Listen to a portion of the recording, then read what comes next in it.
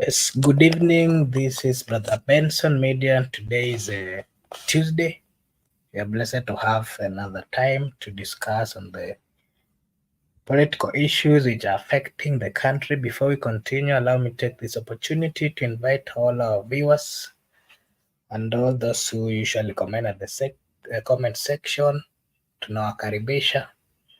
Feel at home if maybe you're interested in joining. We've shared the link, you can join, and you may also be part of the panelist. Before I proceed, allow me to invite my co-panelist to say hi. Mr. Miguda, you can say hi. Hello everyone, this is Benson Media. Here we say your opinion count. We are very good today and we have followed the court proceedings in the country. And we welcome each and everyone on board for engageful discussion and analyzing our politics analytically. Makubura, sometimes your image drops. I don't know what's up with your device. Maybe you can check, but your voice is very clear.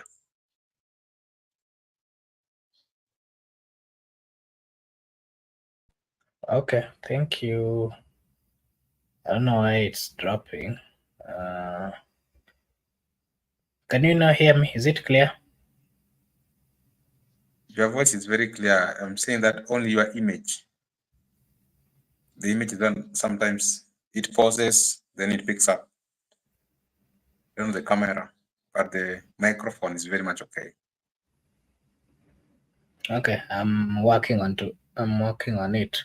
Maybe before we proceed, I wanted to play a clip here about what happened at the courts, and then after that we'll get into the discussion.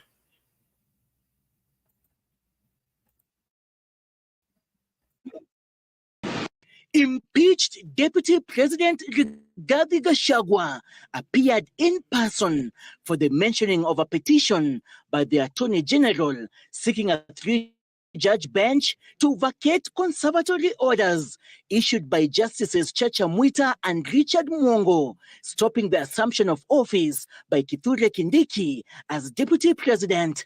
The hearing and determination of the petition was deferred after Gachagua's lawyers, led by senior counsel Paul Mwite, objected to the constitution of the bench, arguing that Deputy Chief Justice Philomena Mwilu had no jurisdiction of impaneling a three-judge bench. My point is this: look beyond Rigathi Gachagua. Look also to the people who feel we've not been given a square deal and we are being disenfranchised, we are being emasculated from the political scene. Beneficiaries of ex parte orders stand before this court and say only they are entitled to ex parte orders. They are here to complain that they went before Judge Bongo, they went before Judge Mwita, they got ex parte orders with finality, and that was okay. The three-judge bench had been formed to determine a petition by the Attorney General seeking to have conservatory orders issued by Justices Chacha Mwita and Richard Mwongo, stopping the assumption of office by Kithure Kindiki as Deputy President. Yes. I don't know whether you can hear me now. Mr. Miguda, is there any change on my side? I can hear you very clearly, but the image is not constant. Still dropping. No, now you're okay. Oh, I can't see that you're okay. So maybe let us try for some 5 minutes. I'll update you. Okay, thank you. I can see Mr. Captain Keep is also in. Captain Keep, you can say hi to the viewers before we proceed. Okay, Mark and Miguda, I see you there. I don't know if my sound is very hard, very clear, because I'm in some place. Even though I see the sound is not that making noise, maybe you can hear me. And I welcome everybody here, the viewers from the comment section. I think Miguda is not hearing me. No, I Miguda, can can hear you you. hear me? You are very clear. Go on. Very good, very good. Mark, you can hear me. Yeah, you know, I saw you shaking your head. Maybe you are trying to oppose what the court was saying or what I was talking about. Anyway, no problem. Welcome everyone on the comment section. Welcome everybody. Let's keep this conversation moving. This is our Kenya. It's not for Mark. It's not for Miguda. It's not for me. This Kenya is for all of us. When you are in the comment section, your opinion counts. When you are talking with us live like this, your opinion counts. So let's move the conversation until the tail end of it. Thank you, Mark. Okay, thank you, Mr. Kip, and thanks for coming in. First, I just wanted us to get into the discussion of today. There was the court session that was going on. The deputy president is trying to oppose the impeachment, and there has been so many questions that were raised in that proceedings. The lawyers, the deputy president's lawyers are claiming that the deputy chief justice does not have the power to appoint the bench of at least three judges who would then listen to the case. And that has brought a lot of conversation in the courts. Mr. Miguda, from your legal knowledge, kindly clarify what was going on and maybe tell us the role of the deputy chief justice vis-a-vis the role of the chief justice. And kindly confirm if my net is okay or it's still dropping.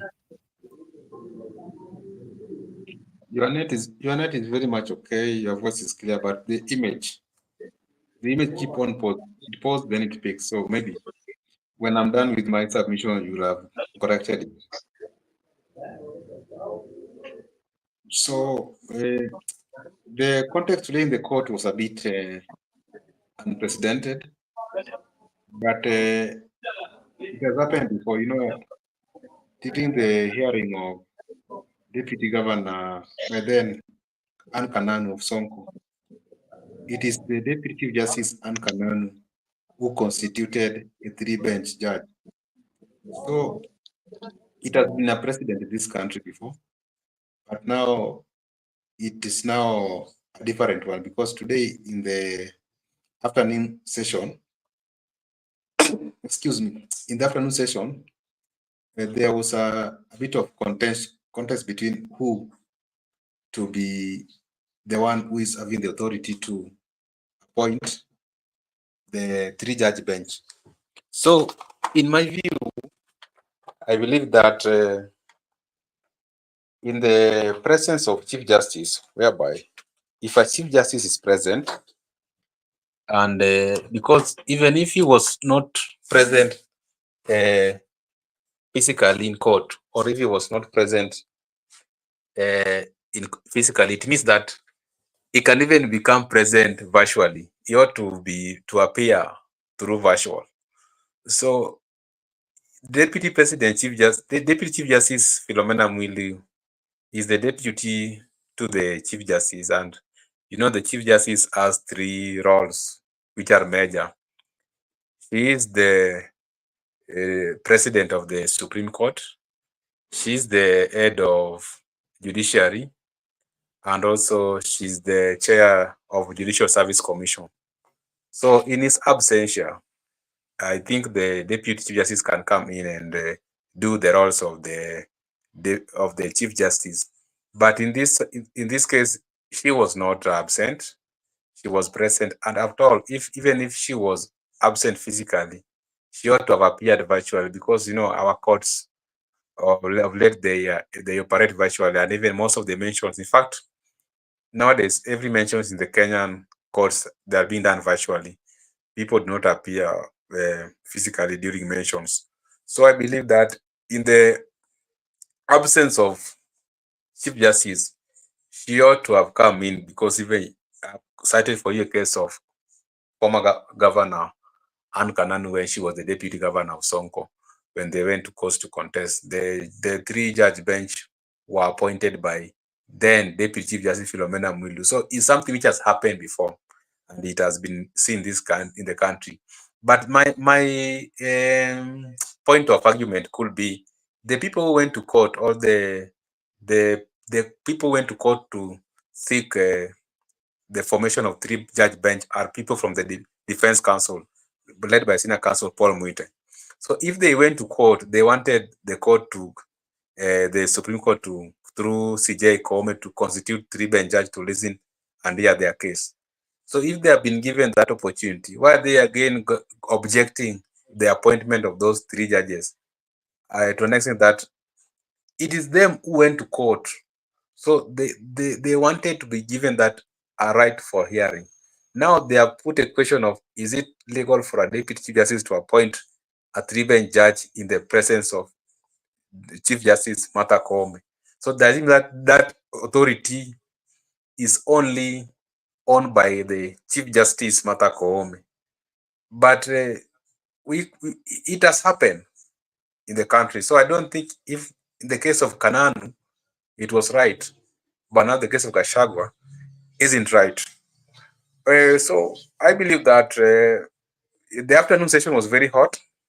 It was hotly contested, and going forward, tomorrow by around 3 o'clock, we'll have a ruling.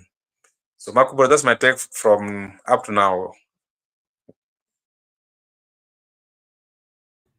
Okay, thank you. Thank you for that clarification. I just wanted you to again confirm if my internet is okay. And we also can't see you. So we hope that you're going to, maybe you can test and tell me if now my net is okay before we proceed kindly. Your net is okay. There's no problem with your net, and your voice is very clear. But your image, maybe next time you will see how you sort out it. The image, it pauses, then it picks. Okay, thank you. Thank you for that clarification. On the issue of the consistent disagreement that you're seeing within the courts, whereby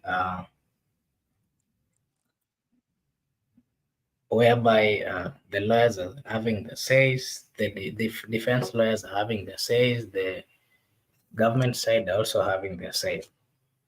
What was so difficult for the Chief Justice herself to do the nomination or to appoint the three judges who would then listen to this, if maybe they wanted to avoid all this question of the role of the Deputy Chief Justice, because we saw it was a serious thing, and it took more of the time that the court had today in the afternoon, and that brought so many questions. We're being told that over the weekend, the Chief Justice had met a section of some lawyers. But the other side of them were not actually invited. They learned of it while in the court. What is your take on this? Why was it not done by the Chief Justice herself? Because the people of Kenya are saying this is a serious thing. If you listen to the submissions of Dr. Hamino, he said that this is not just a deputy. This case should not be handled the same way they do handle the deputy governor's case, because this is a case that involves the whole country. What is your take on why it was not done by the Chief Justice, and why it was now being done by the Deputy Chief Justice? And again, why it is bringing all this confusion and so many questions concerning the CJ? Because if you keenly followed again the submissions of former Attorney General, Professor Gitu Migai, he was saying that the Deputy Chief Justice constitutionally can swear in the president, but at the same time, she cannot I mean, she has that responsibility of swearing in the president, but how comes now, if she appoint a bench to listen to the case, then it becomes wrong?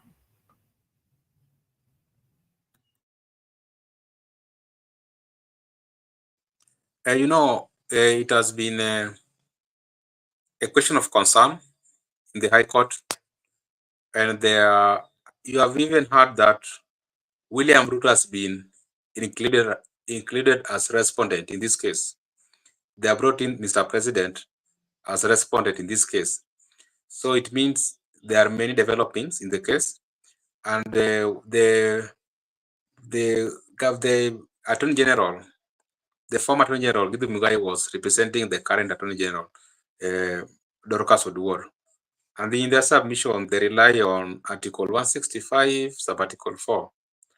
In Article 165, Sub-Article 4, it's very unequivocal and ambiguous that in the case of any substantial constitutional question, the Chief Justice shall appoint not less than 3 judges to interpret and also check on the issue. So they rely on that authority, Article 165.4. It is Chief Justice. The Constitution is talking about the Chief Justice to appoint those judges, not Deputy Chief Justice. It's just like the Constitution is saying that it is the President who can appoint cabinets. Or let me use this example. Whenever we have any crisis, sometimes the President has that power to form a task force. So they can argue that how is it that a Deputy President is forming a task force as who? So that authority, they were arguing that authority lies with the Chief Justice. It is Chief Justice has authority to appoint that 3-judge bench or more. It should be even number. So that authority of any substantial questions on constitutional is vested on the Chief Justice to appoint such judges. Because right now we are dealing with substantial questions on the Constitution in that court. So that one only Chief Justice has that role to appoint because he was present. He's around. She's around. She has been even seen going to she was somewhere today in a public gathering. And also, I told that even if she cannot appear physically, she can appear virtually. So I don't know even if she can even appoint virtually. So the contest was so hot, and it even took those 3-judge bench like 2 hours. They went to go and consult and make final decision. They came back and there was no final ruling. That's why a ruling is going to be made, I think, tomorrow around 3 o'clock.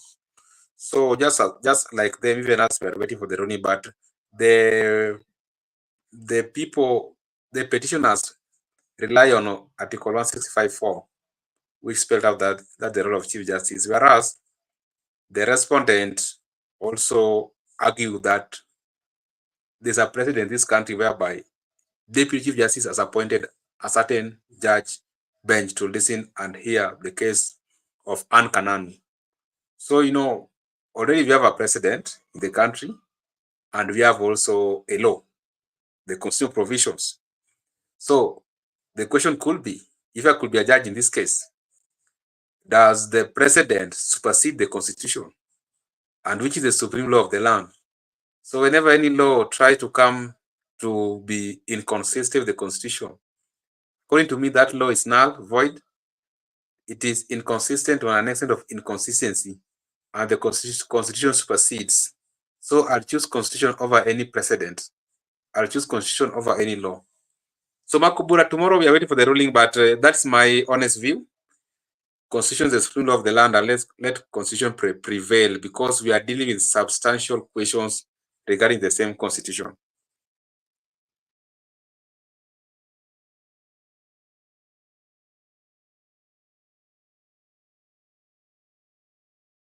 Okay, thank you. I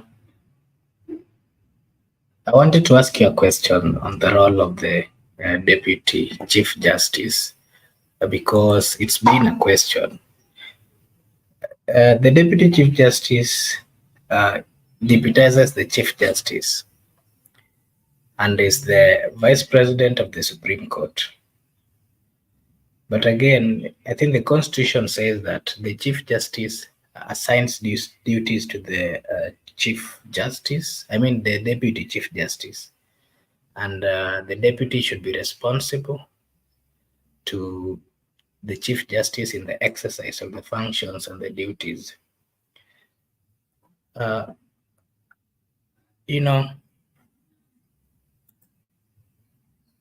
that explanation, I think it is enough and clear that the Deputy Chief Justice has a role that she can perform given, whenever there is any role is delegated to her by the Chief Justice.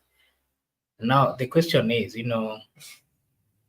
if I was listening to one senior counsel, Dr. Haminu, and in his submission, he was saying that as much as the Constitution gives the role to all these judges and the Chief Justice and the Deputy Chief Justice, to him, this was a serious case that he wanted the judges to handle it with a lot of care. And even he went to an extent of disagreeing with so many lawyers until it got to a point where he was saying that even the lawyers, as far as some of them are calling themselves professors or the attorney generals or senior counsels, all those titles did not matter at that point, because what really the people of Kenya want is justice. And again, he said that the way the case is going to be handled is going to say much, and it would reflect much, because this is something that is touching the whole country. And so my question again to you is, from all this argument that you are seeing in the courts, and it even took almost 2 hours when all those sessions were adjourned because they were trying to come up with a way of understanding on how they were going to handle the whole thing. And so my question to you is, from my understanding of law, should they proceed with this? Will there be some thinking of the people of Kenya and also maybe the lawyers, because it's tough for us to understand. We understand that lawyers have different opinions, they have to defend their clients. But, sometimes they can also align politically. And while making the statement, we've seen lawyers not having a specific stand when giving their opinions. Are we then right to say that, the Deputy President up to this extent is not being given a fair hearing if we go by the submissions of Gachagua's lawyers?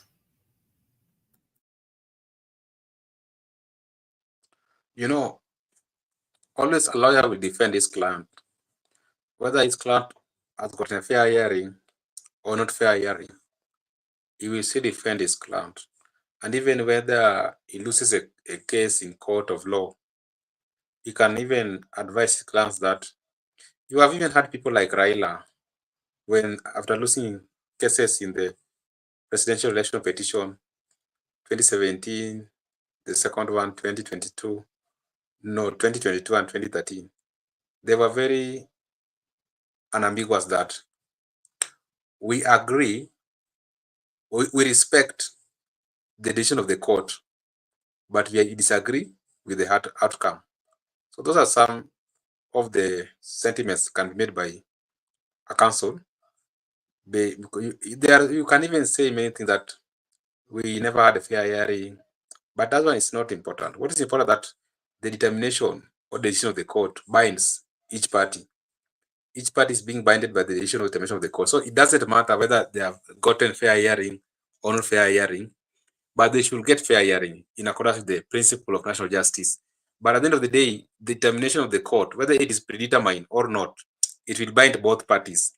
The issue we wanted to argue about, the issue of a CJ, maybe she need to delegate her roles to the Deputy Chief Justice.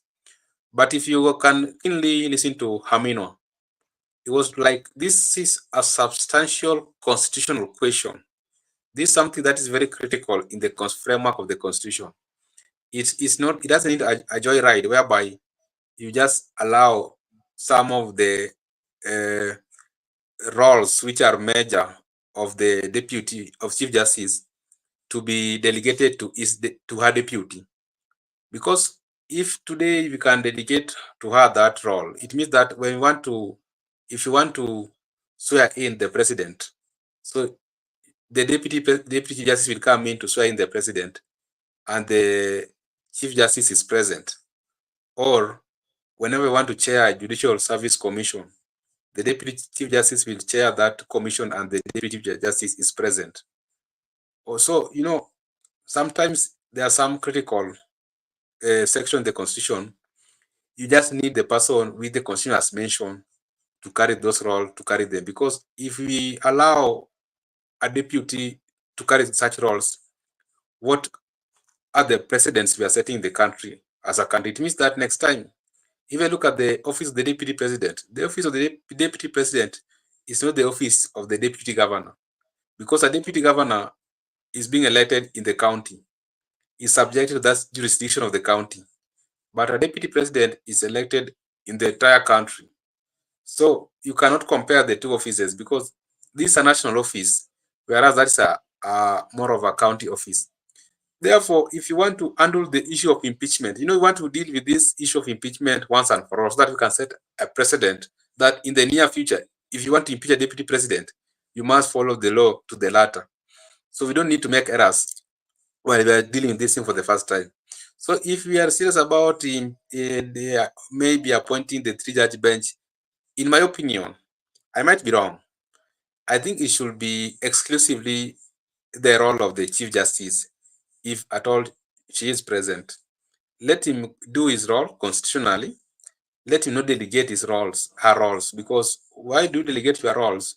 And we want to deal with the substantial questions of the Constitution, whereby it's like you are telling us that the deputy president should appoint cabinet, or deputy president should preside over our national holidays.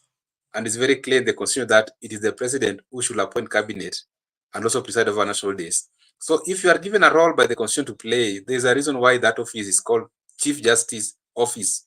And it's very clearly, Article 165(4), that the Chief Justice shall appoint a 3-judge bench to hear and determine any substantial constitutional question. So in the case that whereby the defense counsel went to court to seek for conservatory orders, it means it was exclusively for a chief justice to appoint those judges to hear that case. Because if she could have appointed them by herself, today we could have had our ruling. So, you know, we have postponed our ruling because of such questions which are arising. So in my own opinion, I believe that let us allow the Constitution to prevail. Let us not bring precedents to supersede the Constitution. That's why I told you that, in my opinion, if I could be a judge in that case, I could rely on Article 165(4), but I will quash away out the precedent which was set during the Governor Ann Kananu hearing. I will not rely on that one. Okay, thank you. Something else that came up that we needed your opinion on is immediately the impeachment of the deputy president. The day after Professor Kindiki was appointed to take charge as the deputy president. But you know, the lawyers are then saying that if you remember the case of the BBI and so many cases involving elections, we've had instances where the court has said that the IEBC as currently constituted do not have the required number to actually run that an election. And so the lawyers are then asking that since the court made those pronunciations, up to now we've not seen any recruitment in the IEBC. And so what really gave the IEBC the role, and where did they get the power to even nominate, take Professor Kidiki through all those processes? If sometimes back the court was very clear that the IEBC cannot conduct and they do not have the required quorum. What is your take on that? I think the issue of IBC is not at stake. Even if today you are following the proceedings, the issue of IBC was not at stake. The issue here is substantial questions in the Constitution. So if you focus on the IBC not currently constituted, you are going to lose your argument, because that is not where the point is driving the council and the petitioners and the respondent to.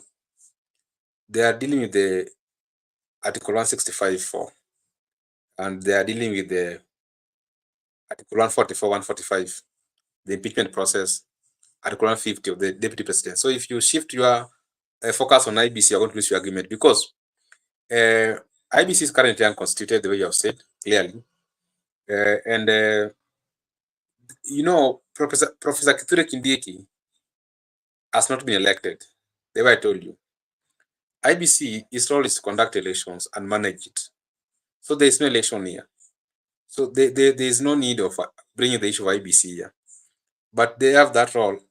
There was no election done here. The president nominated Kindiki, and he confirmed that Kindiki was, after nomination, he presented his documents to the IBC, and that name was brought to Parliament. Then Parliament did the approval. Then, as things stand right now, is the deputy president-elect. But there was no election nationally, the way IBC should conduct our elections. So if you go to court with the issue, that's why it has not come out in the court clearly. My question to you is, I understand your explanation, yes, but you know, the IEBC must give a nod. Approval must pass actually first from the IEBC, because there are criteria which are well laid out in the Constitution of the Republic of Kenya, and they have to be met before that name is even taken to the Parliament. And so we don't have the commissioners, we don't have the chairman of the IEBC or chairwoman, we don't have assistants. So who actually, the question is, who approved it at the IEBC level? And where did they get the power? Since the court sometimes back said clearly that they do not currently, it is not well constituted. So that means that it doesn't have the power to do the verification and the approval at that stage. Your opinion? My opinion could be, if you are following proceedings keenly, Mr. President William Ruto has been incorporated as a respondent, because he's the one who told us that he has nominated Kindiki, and through Kindiki's nomination, the IBC has cleared Kindiki. So that's why he has been incorporated to go and respond to that question. So I believe that through his counsels, we'll get to know where is this IBC which approved, who cleared Kindiki, so that his name could be brought before Parliament. But as things stand right now, we understand that IBC is not currently constituted, and the only commissioner who is there is only Majan H. Majan. So I do not know if only Majan H. Majan cleared the Kindiki, but that is unconstitutional. The person should be cleared with full commissions in the office. That's when you accept that IBC is constituted. But that argument, I've left it for President Council, because it's the president who told us that IEBC has cleared Kindiki. So we do not know which IEBC cleared Kindiki. So president has much knowledge about this IEBC. Maybe his own IEBC. Maybe he has his own IEBC at the State House. You never know. Maybe he has his own IEBC at his farm in Sugoi. You never know. So we want to understand, President, do you tell us that Rigathi Gachagua is being impeached because he violated the constitution, and you know very well that it is the role of IEBC to clear any person, and you are telling us that IEBC has cleared Kindiki? Does it mean that even you are violating the same constitution? You are accusing your deputy. That is why you heard people are saying that they are going to impeach William Ruto, because that was Ongoya. That is going to impeach William Ruto because William Ruto has also violated the constitution by purporting to have cleared Kindiki through IEBC. And as things stand right now, IEBC is not properly constituted. So I think the question will be answered with the respondent council, Mr. President. That's why he has been included in that, so that let him explain to the judges or to the people that where is this IEBC, or who are this IEBC who has cleared Kindiki. Maybe in his own mind, he has his own IEBC which is constituted, which is in contrary with the constitution.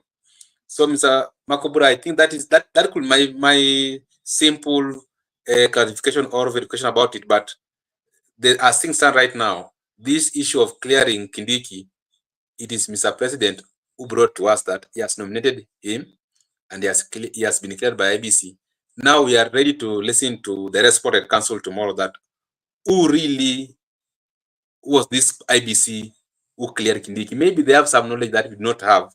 But as things stand right now, we do not have a constituted IEBC commission.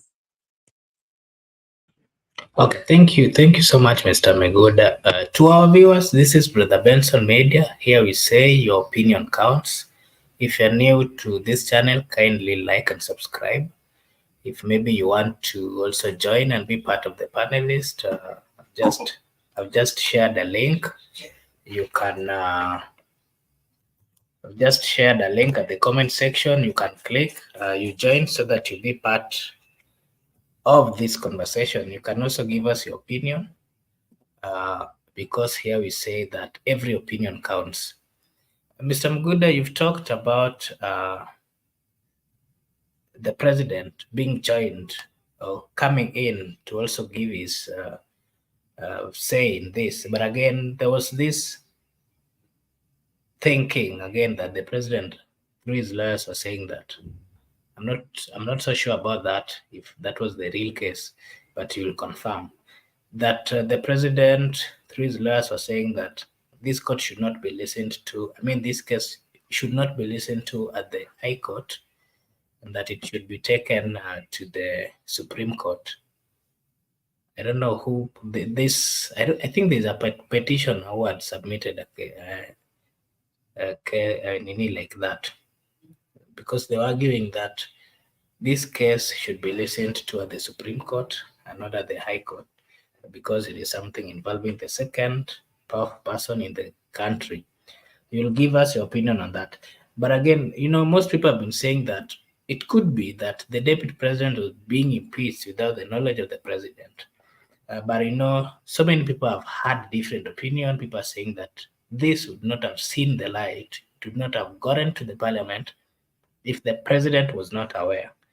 And that, I think, was confirmed when the president also has to be part of this through his lawyers, so that they would also give their take. Does that really confirm that the president knows and is aware of this? Because the president has been going to several places. The opinion that has been key is not actually been speaking about the impeachment. And as this then confirms that he's partly aware of this and is the one doing it, I mean, sponsoring it 100%. What's your take on that?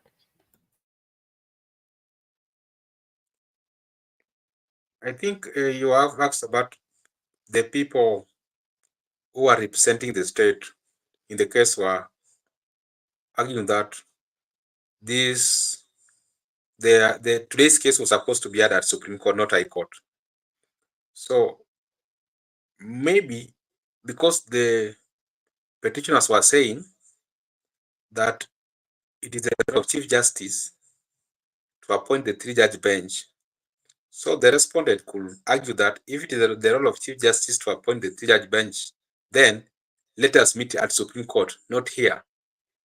So it was just, I think they were responding to the petition that if at all that's your argument that it is unconstitutional for Deputy Chief Justice to appoint three bench judges, then let us not finish this, let us not square this case here, because if they square it there, it means that the petitioners will have their day, that the appointment was unconstitutional, and it will give them some time to prepare for more legal battles. So they were trying, just let us push it to the Supreme Court so that we can finish it once and for all at Supreme Court. So the people wanted it to push at Supreme Court.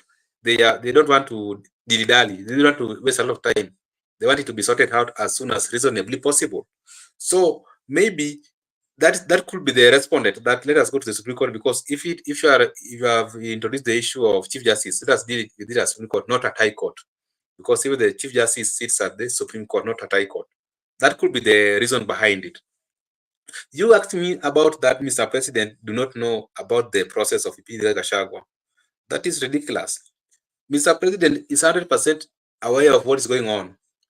Reason could be, regarding Gachagua himself told us that there's nothing that can pass through National Assembly without Mr. President giving it a green light. So it means that even the finance bill went to Parliament through Mr. President's permission. So there was no way that motion, special motion for impeachment regarding Gachagua, could go to National Assembly without Mr. President giving it a green light. Mr. President is aware of what is going on and is fully behind impeaching Gachagua. And no, it's not a secret in the country. Everyone knows it.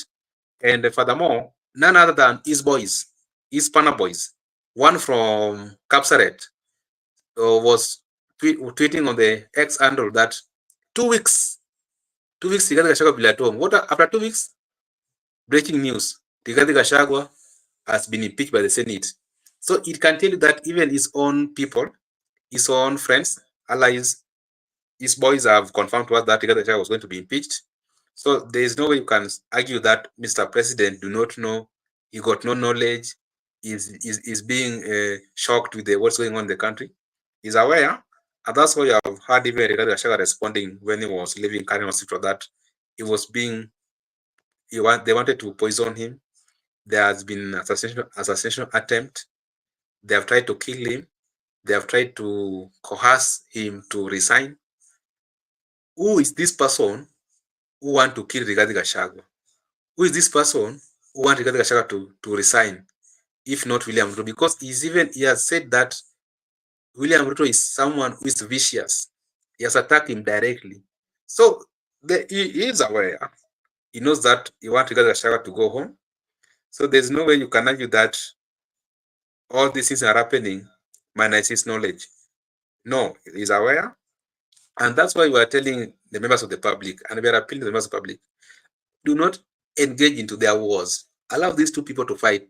Because if you engage into their wars, you who is going to suffer, because they know what they are fighting over.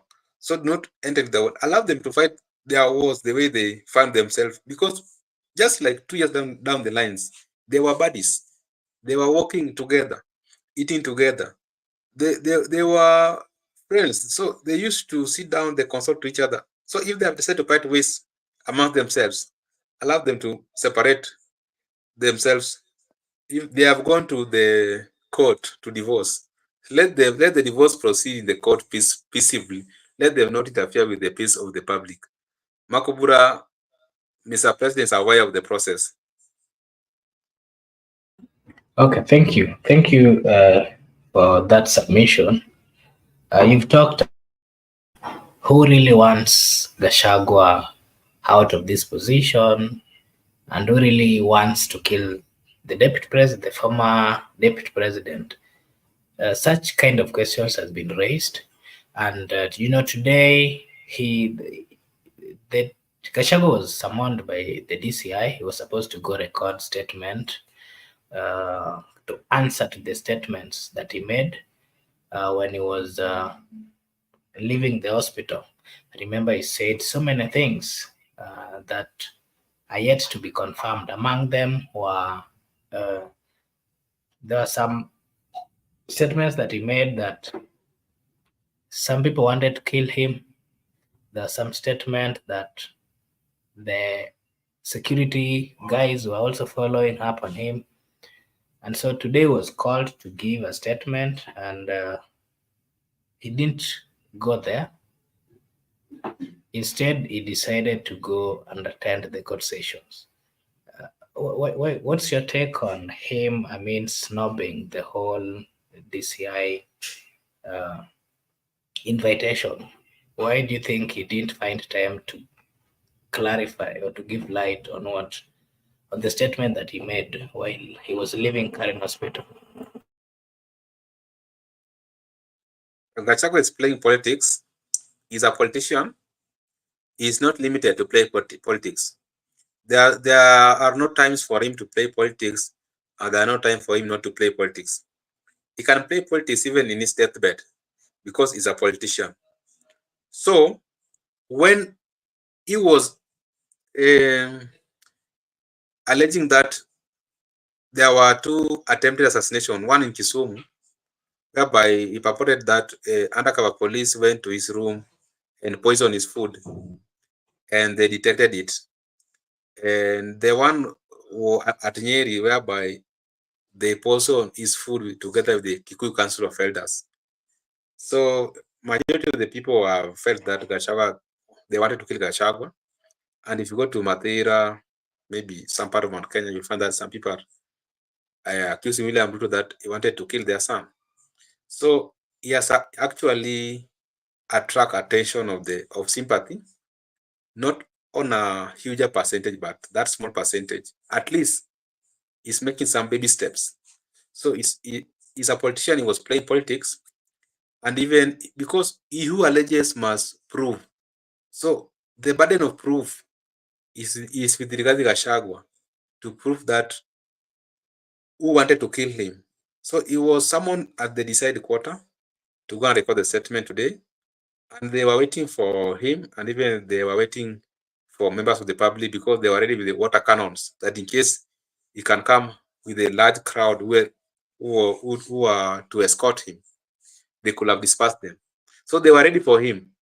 They were ready for him through their state instruments of war, and they were ready for him through their formal way of recording a statement at the Director of Criminal Investigation.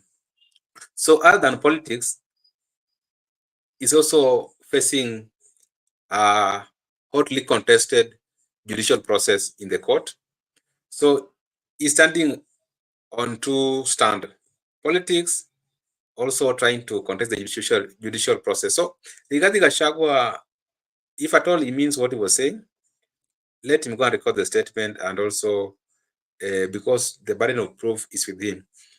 But again, the government is playing they're playing with it to Rigathi Gachagua's game, because there are times in this country whereby people like Raila Odinga accuse government of serious allegations, but they were never summoned to record statements. There was a time Raila accused Jubilee regime that they wanted to use military to steal elections in 2017. He was never summoned at DCI headquarters. But Raila, people perceive that whatever he says is the truth. And even there are some scandals he has been leaking to the members of the public, that they are, like, for instance, Eurobond scandal. Raila has never been called to record statement at DCI headquarters. And those things, if you follow them to the latter, some of them are true. So why were they calling Rigathi Gachagua to record a statement at DCI headquarters? It means that the government is so playing in his game. So he has started a game, and the government is so playing to his game. So maybe next time they can arrest him outside his office, that we are escorted to decide what to go and record the statement. So they're just playing politics, and that's politics. Yeah, if some people have decided to use the criminal justice system to settle out their political differences, well and good. Some people have decided to use the people, well and good. Politics.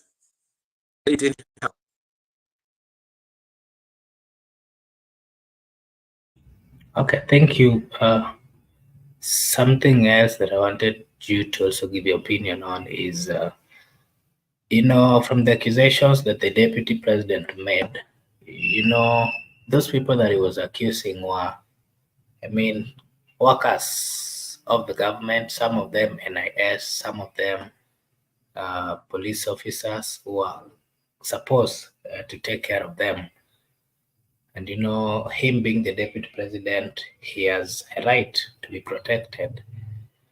If it is true that the statement, suppose all the statements that he was making were true, do you really think that with the involvement of the DCI, maybe he would have gotten justice? Because, the DCI also, they report to all these senior government officials, without the knowledge of, the NIS, of course, knows even what the DCIs are doing. So do you really think that suppose he goes there to record a statement, do you think he'll be given, he'll be served justice? If truly, those who wants him out, or those who are trying to do all those kind of things to him, are still within the government. I do not think that there's justice for Rigathi Gachagua, even if whatever he said were true. Even though if those allegations are proven to be true, I do not see that there is any possibility of the government maybe giving him justice, because the security are one. NIS, they work with the DCI. They are one. So if you touch one of them, you've touched all of them. So Rigathi Gachagua sits in the National Security Council as the deputy president. So he's privy to intelligence, and he consumes a lot of intelligence. In fact, he consumes a lot of intelligence than even DCI. So I don't know why Rigathi Gachagua is possessed with NIS. Each and every time he attacks NIS, each and every time he mentions NIS. So it means that there's something he knows that people don't know about this NIS. Or is among the NIS, there is NIS who usually brief him. So, but what I can ascertain is that these security agencies, they work together. This is how they converge. So, NIS, DCI, they are one thing. So I don't think DCI is just playing to its politics. There's no way DCI will assist Rigathi Gachagua to get justice, because that same DCI also depend on NIS for some information, for some briefings, before, even after doing before they go and to carry out the investigations. So if they have, one of them have been attacked, so NIS has been attacked by Rigathi Gachagua, so they have just come in to rescue one of their own.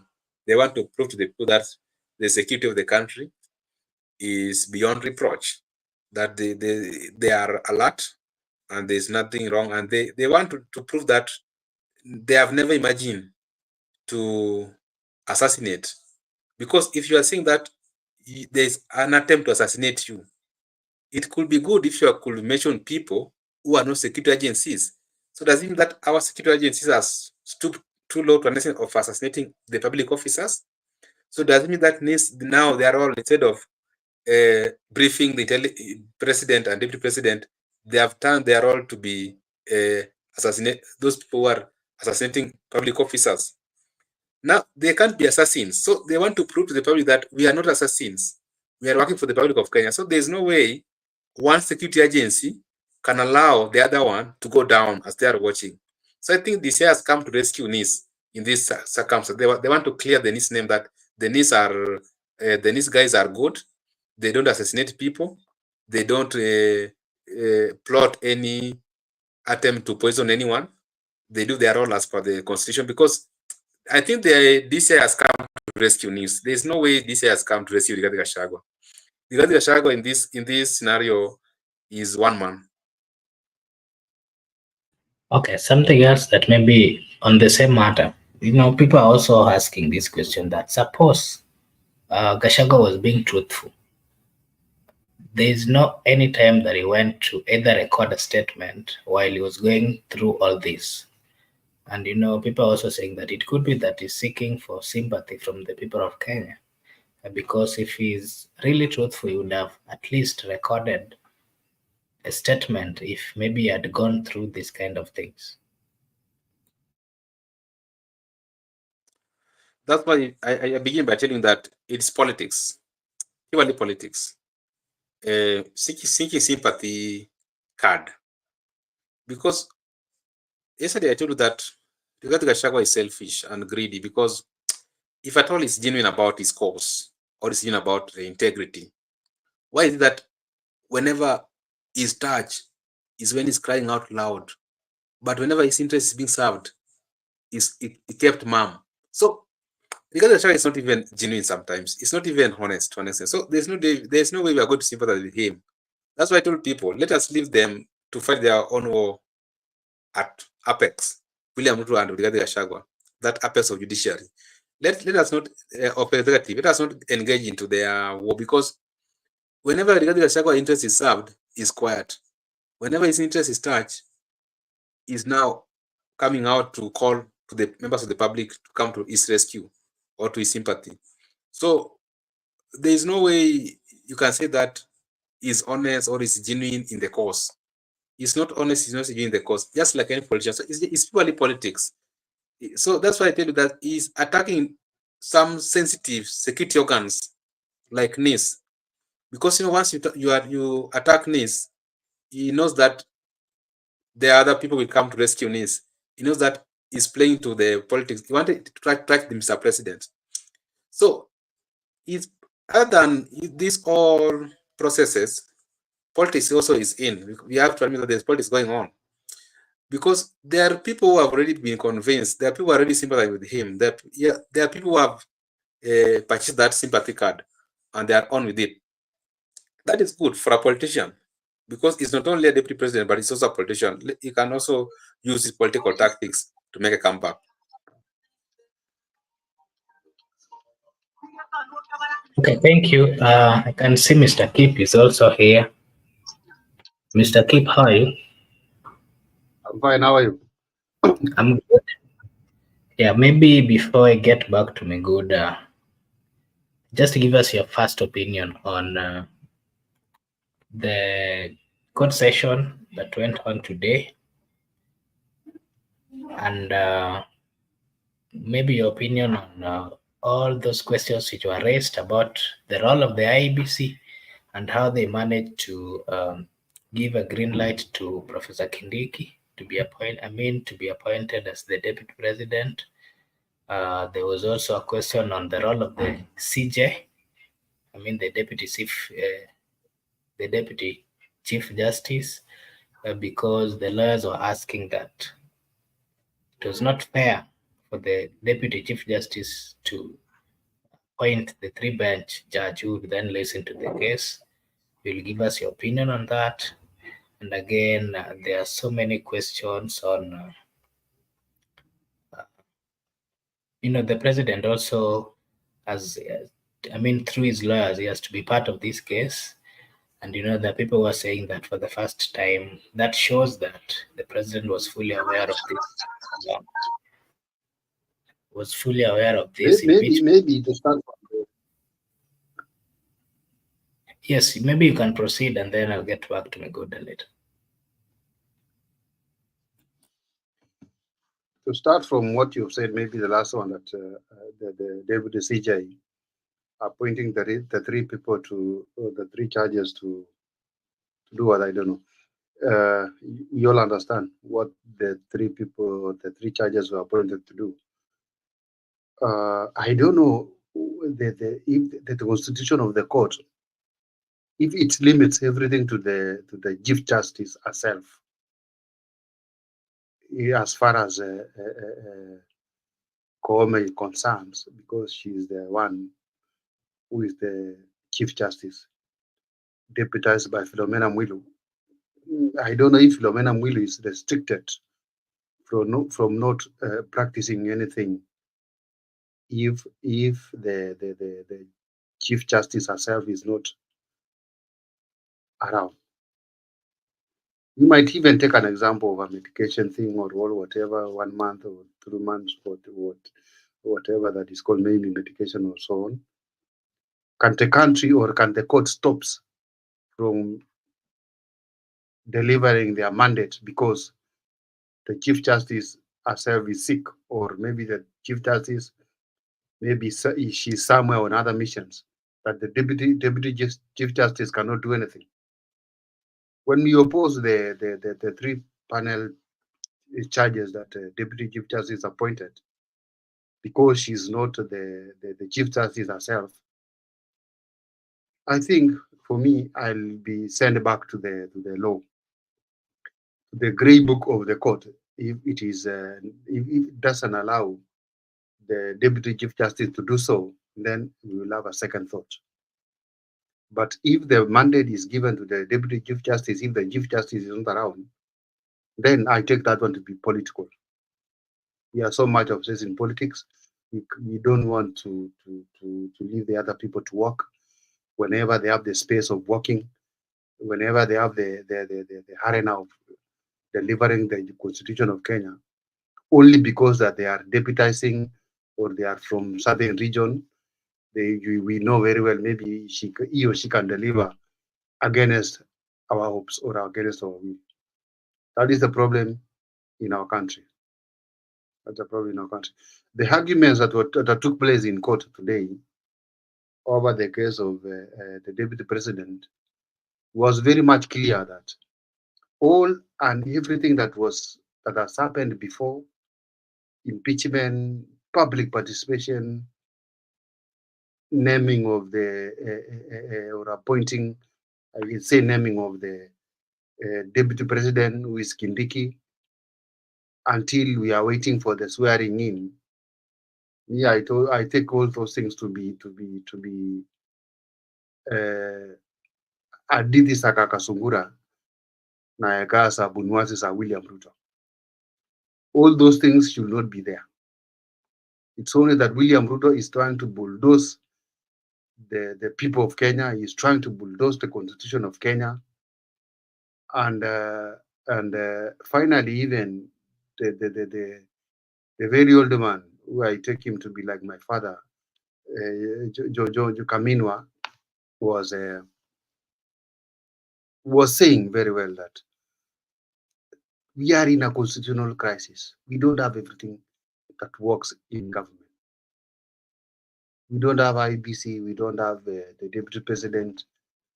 The courts are these that are so much interfered by the executive government.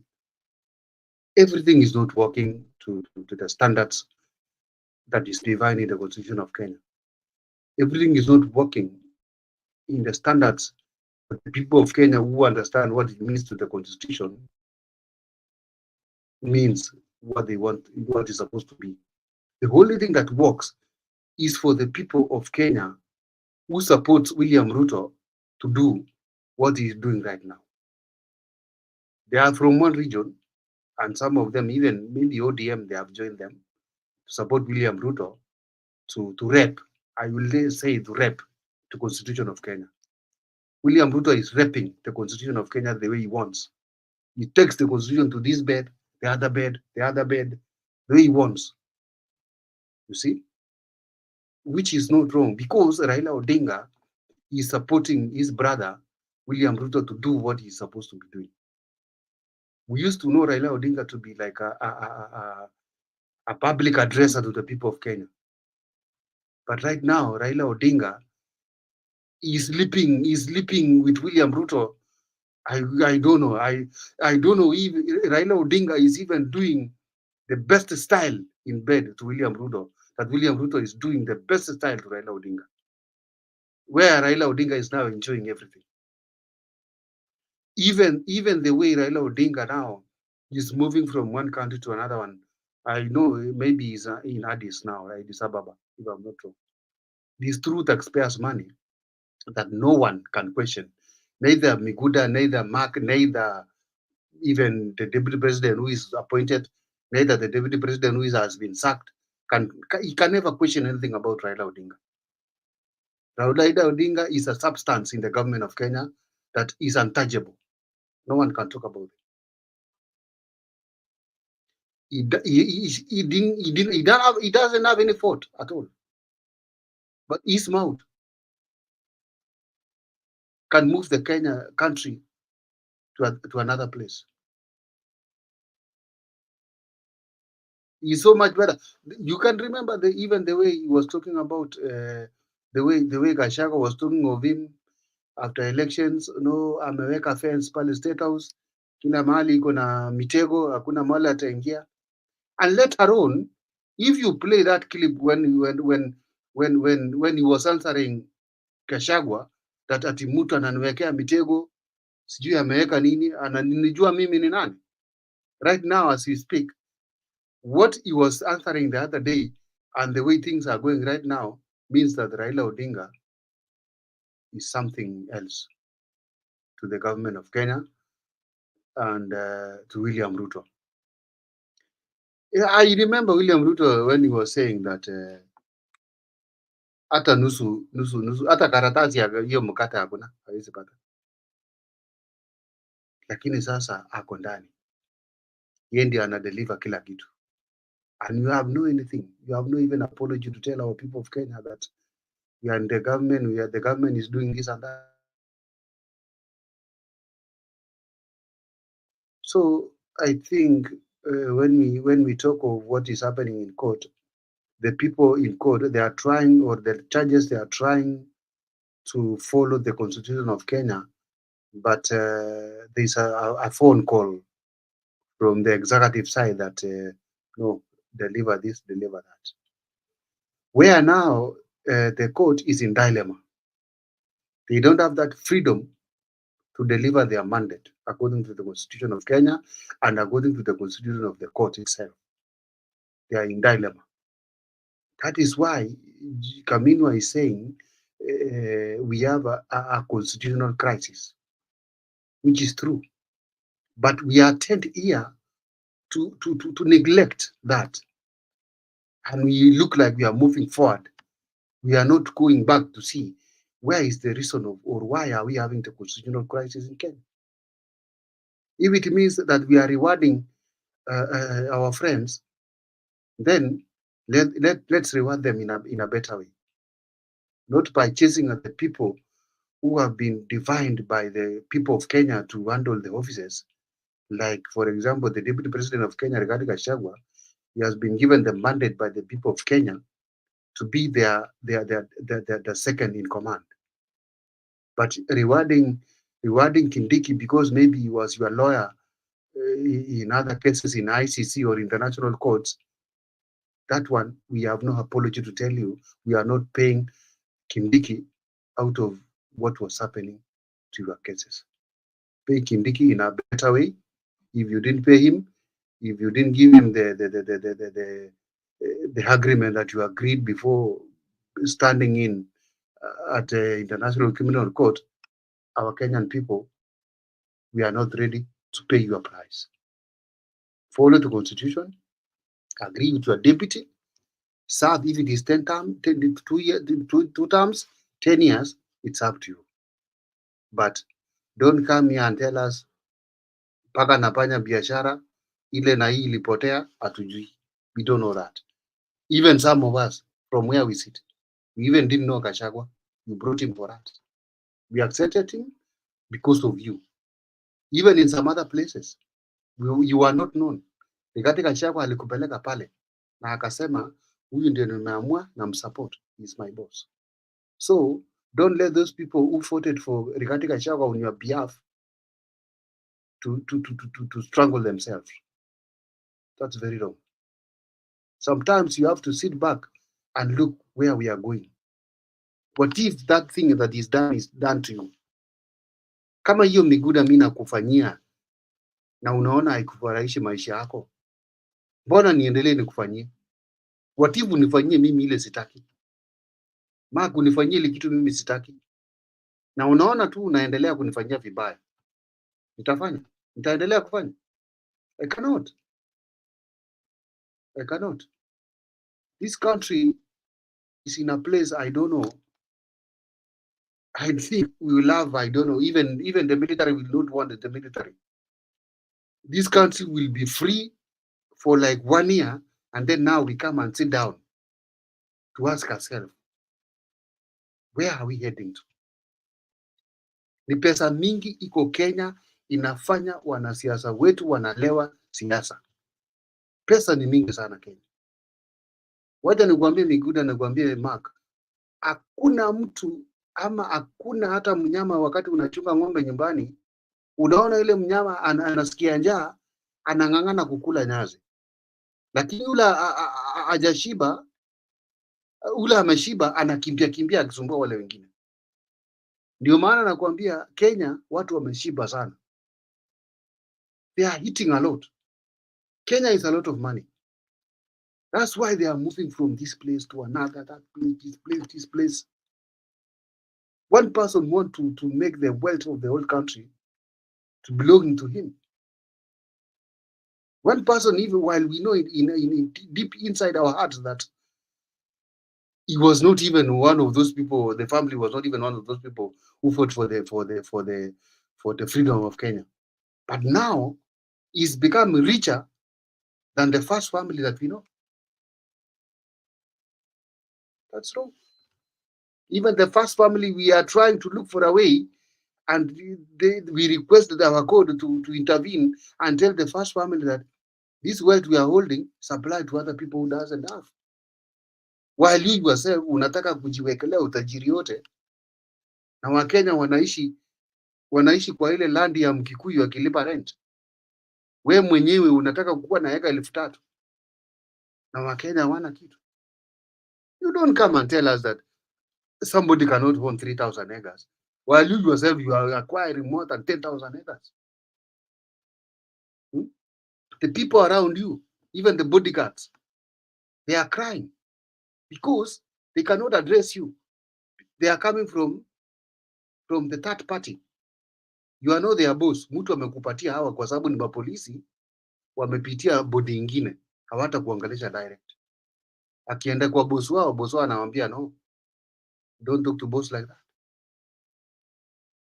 We know so many things. We know so many things that even some of us, if we decide to spill out the beans here, I don't know. I don't know how it can be. It cannot be. It cannot go to the correct direction. Maybe, brother Mark, you are trying to tell me to say hi to the people. How are you people? In the comment section, I see Mark Ondeto there. He's telling us IEBC. Ruto is IEBC. I see Brother Benson himself, Kisumu Newsline. They are listening on us. People, all of us, let's wake up. Let's wake up, because I've seen that Gen Zs wamekula yao, na nilisema hapa hii Kasamu elimu nalia hii, tupatieni ya wiki 2. Saa hii hapa hapa Kepaso, you used to be the darling of some idiots in some groups. Saa hii hapa hapa na bado, this is just but the start. We still have hypocrites of the highest order than the way we think. Hii Kenya itarudi kuwa kwamba nipatie sheria yangu nijiende. Weka kwa census kwamba siko Kenya, nimeenda. Jipange penye utaenda.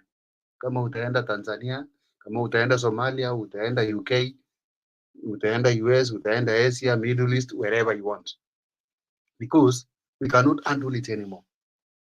We cannot handle it anymore. It's becoming very hard for us to handle Kenya, especially, I cannot even quote, especially these people who come from Miguda and Mark and me. These nilots giving you have a lot of questions with you people. Mark Oburu. Okay, thank you, Mr. Kip. I can see KK has also joined. Hello, guys. Hope mko poa. KK, we are okay. Karibu BBM. Mr. Captain Kip, you know, the deputy was summoned by the DCI. He was supposed to give his story today, but he decided not to attend. Instead, he went to the court where he was listening to the proceedings. What's your take on him making Very that good, decision? very good, Mark. Let me tell you, don't even say more about that. Why are you summoning the DP to attend to court while after impeaching him? Why is that? He's supposed to be in court. You want to tell the court to deliver that he has missed the court now for the second, because the other time he was sick. Now you are trying to use your knowledgeable way that the people of Kenya doesn't understand. We went to school, my brother. We went to school. Atubebewi akili. Tulisoma kidogo. Na hiyo kidogo tulisoma tunajua. Mbona mnatuma yeye aende kwa DCI na anasema akuwe kotini? Yeye alitumia akili, kwa sababu charges watauliza polisi, mnamuita aje akuje DCI na tumemuita kotini. I take that, I give 100%. That is good. That is good. He did not go to DCI. It was good for him to attend court because he missed the other one when he was sick. Now the government is trying to play the karata that si hakukuja, alienda DCI, lakini si tulimsama na kuja kotini. The other time also hakukuja, amemiss mara ngapi? Mbili. Hakuna hiyo bana.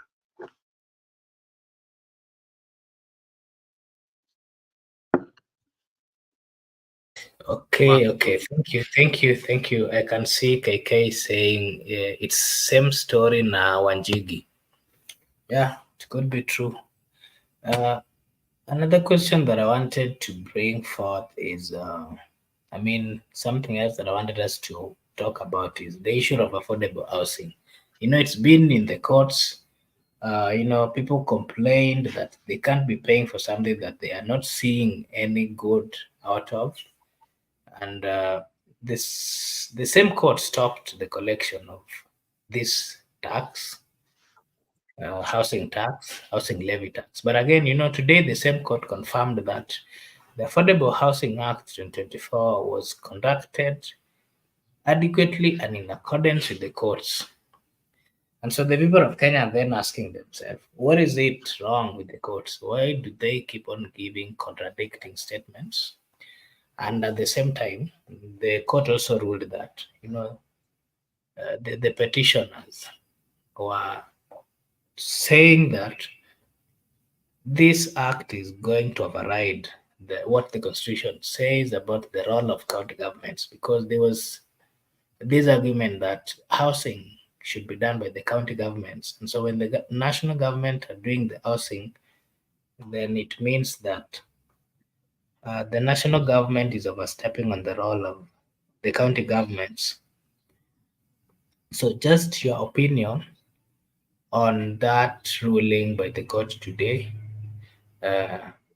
saying that everything was done in accordance to what the constitution says. Mr. Megoda, you'll go first and then Kip would come.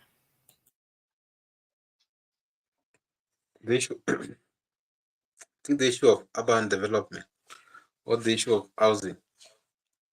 The previous ruling by the court was that the process was not in accordance with the provision of the law, that it is exclusively for the county government, and when it's being implemented by the national government, it means that it overrides the provision of the law, and that is unconstitutional. The process was void. But today, the Lady Justice has just given a ruling that the process was lawful and the housing program should go on as per it was initiated by the regime. So it means that judiciary having two different opinions, previous ruling and the current ruling. So it means that which one do we believe as the people of Kenya? So it means judiciary as well, the way people have said that there are some phone calls from executive. So judiciary is also being compromised. They have succeeded to compromise parliament, and parliament is now their house where they control anyhow. Any bill they bring to parliament can just pass through. Now they have ventured into judiciary. They have succeeded now because some of the agendas like housing, they have now been made lawful, and now people are going to pay tax for that. In fact, it is housing levy, Makobura. Housing levy has been lifted, so it means that it is constitutional. The courts are now being compromised. They are now being given orders that our agenda, KK agenda, must pass in any way that anybody has come to this court to challenge our agenda, make it lawful whatsoever. Because you can't tell me that if it is the court who saw it that it was unconstitutional, the same court is now viewing it that it is now constitutional. It means now some people have gotten into the court, the judiciary.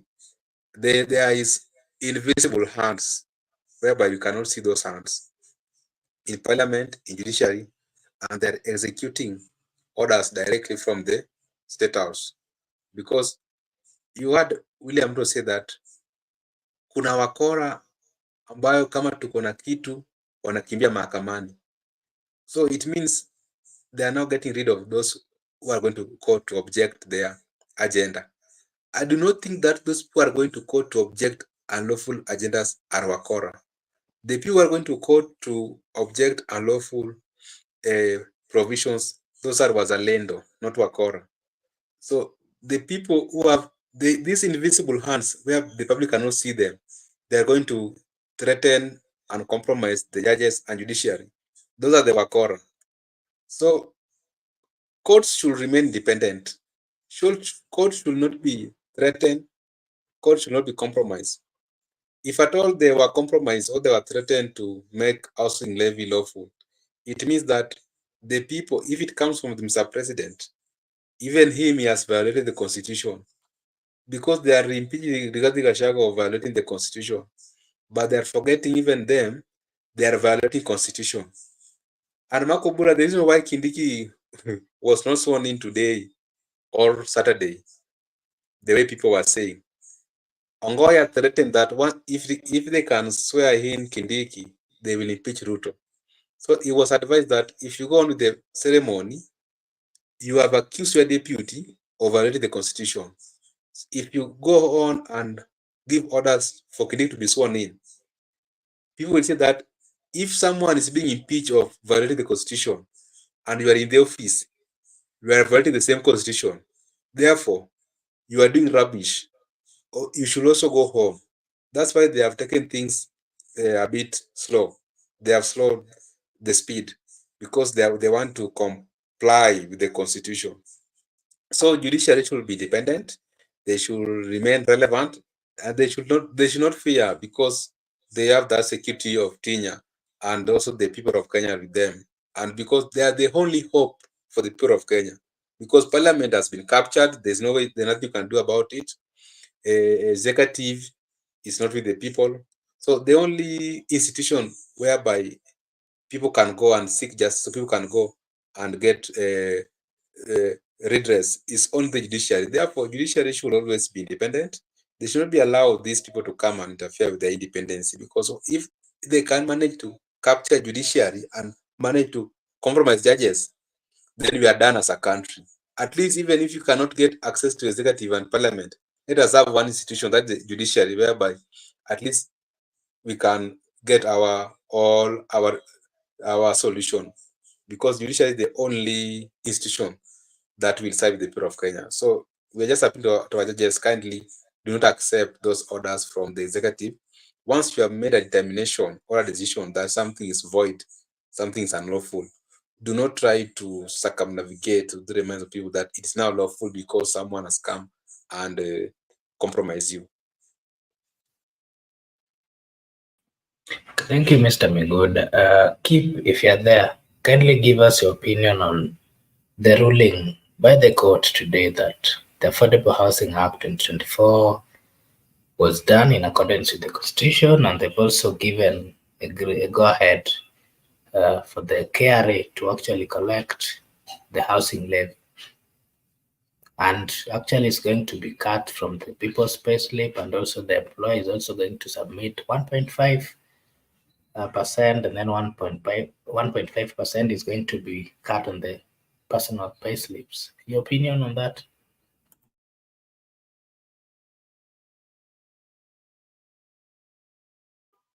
You see, Mark, the court and the what do you call it? The court and the executive government. I think they are working one in hand to see the way they are making money. These people or these two bodies, we cannot separate them. There is no way the court can oppose the executive government while they know themselves they are trying to look for a way to make money for the running of the country. Even if the housing whatever was illegal, there is no way that the court can nullify it because they know that is where they are getting the money. That is why right now they are just taking everything in Kenya is to court. Then the executive and the legislature or whatever, the judiciary, they go to bed. They try to discuss what can we do. You know, we are making money here for you people. How can you oppose this? You see, these are the things we know. There is no any independence in all these three governments. One is depending on the other one to work. One is depending on the other one to deliver their mandate. That is why when it comes to now, the executive, they want to build the houses for Kenyans, but they know there is some levy they are trying to collect from the people of Kenya.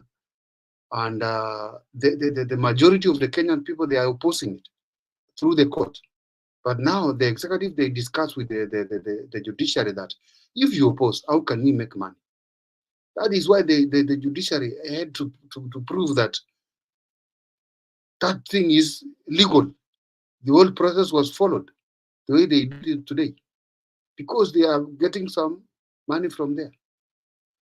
So when we say, Miguda, that even the court is not together with the executive government or the judiciary is not working in line, we are wrong. These people, they know each other, they make some telephone calls for themselves, and they know how they are sourcing from Kenyans. That is it, Mark. Okay, thank you. I think the last thing that I want you guys to give your opinion on, and then we'll just close, is the issue of the 4 Turkish citizens who were actually abducted and then taken back to their country. There was, these guys had fled from their country because they were being viewed as opposition in Turkey. That's why they came to Kenya. And unfortunately, they were abducted and taken back. And so, the law, there was an outcry from the United Nations Human Rights Commission because they're saying that such kind of behavior contradicts what the international law says, because these people had fled Turkey because their lives were actually in danger. And that's why they came. And so it was not right for Kenya to abduct them and take them forcefully back to a country that they fled because their life were in danger. And so the question now here is, Kenya has been seen not once. There's a time they abducted some Sudanese, took them back by force. And so the United Nations Human Rights Commission is saying that the Republic of Kenya is going against the international laws and also the treaties that were signed. I think, Mark, can you check your network? You are breaking up. Maybe I don't know it's mine or yours. Because what you are trying to put on is a very sensitive thing that you have to You have to give Mr. the very Mikuda, am proper I clear, contribution on or it. can you hear me on your side? As for me, I'm getting you clearly, but I think you, to some extent, you need to be audible for Kip to get you. But for me, I'm getting you. Just try to be audible from your end. Okay, I think Kip, because my network is breaking up. I mean, I can hear you, but you are breaking up. Okay, I think, yeah, accept the fact that my network today is not very stable. But I think yours is also not very stable. So I'm saying there has been issues of refugees being abducted in the Republic of Kenya and then taken back to their country. And you know, the United Nations Human Rights Commission, they've been crying through the lawyers, Kenyan lawyers, international lawyers, that it is against the treaties. You know, Kenya is one of these countries where they've had issues. They've had issues when it comes to deporting people, and there's this argument that they don't actually follow law, and the manner in which they're being taken back is also not in accordance to the laws of the United. Of the laws which actually Kenya as a country had also committed that they will follow. And so this is becoming a serious issue in the Republic of Kenya. And to some extent, it's said that there are some sanctions that Kenya might get into when it comes to the international relationship that we have as a country with other countries. Mr. Miguda, I just want to hear your opinion. You, as someone who has knowledge about the international law, can you clarify what is really happening and all those things? I mean, the negative bit that we, Kenya, we might get into if we don't follow the international laws which governs the United Nations Human Rights Commission, of which Kenya is part, because they just joined. They haven't really been there for quite some time.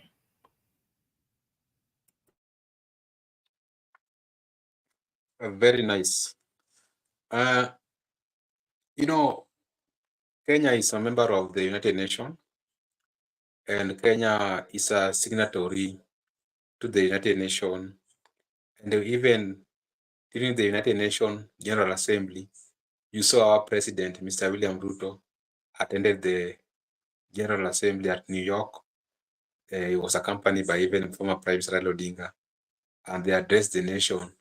And even during the vote on the war in Ukraine, the war in Russia, they abstained because they are now bidding for Raila Odinga AU. So they want to tell African countries that with them they have abstained.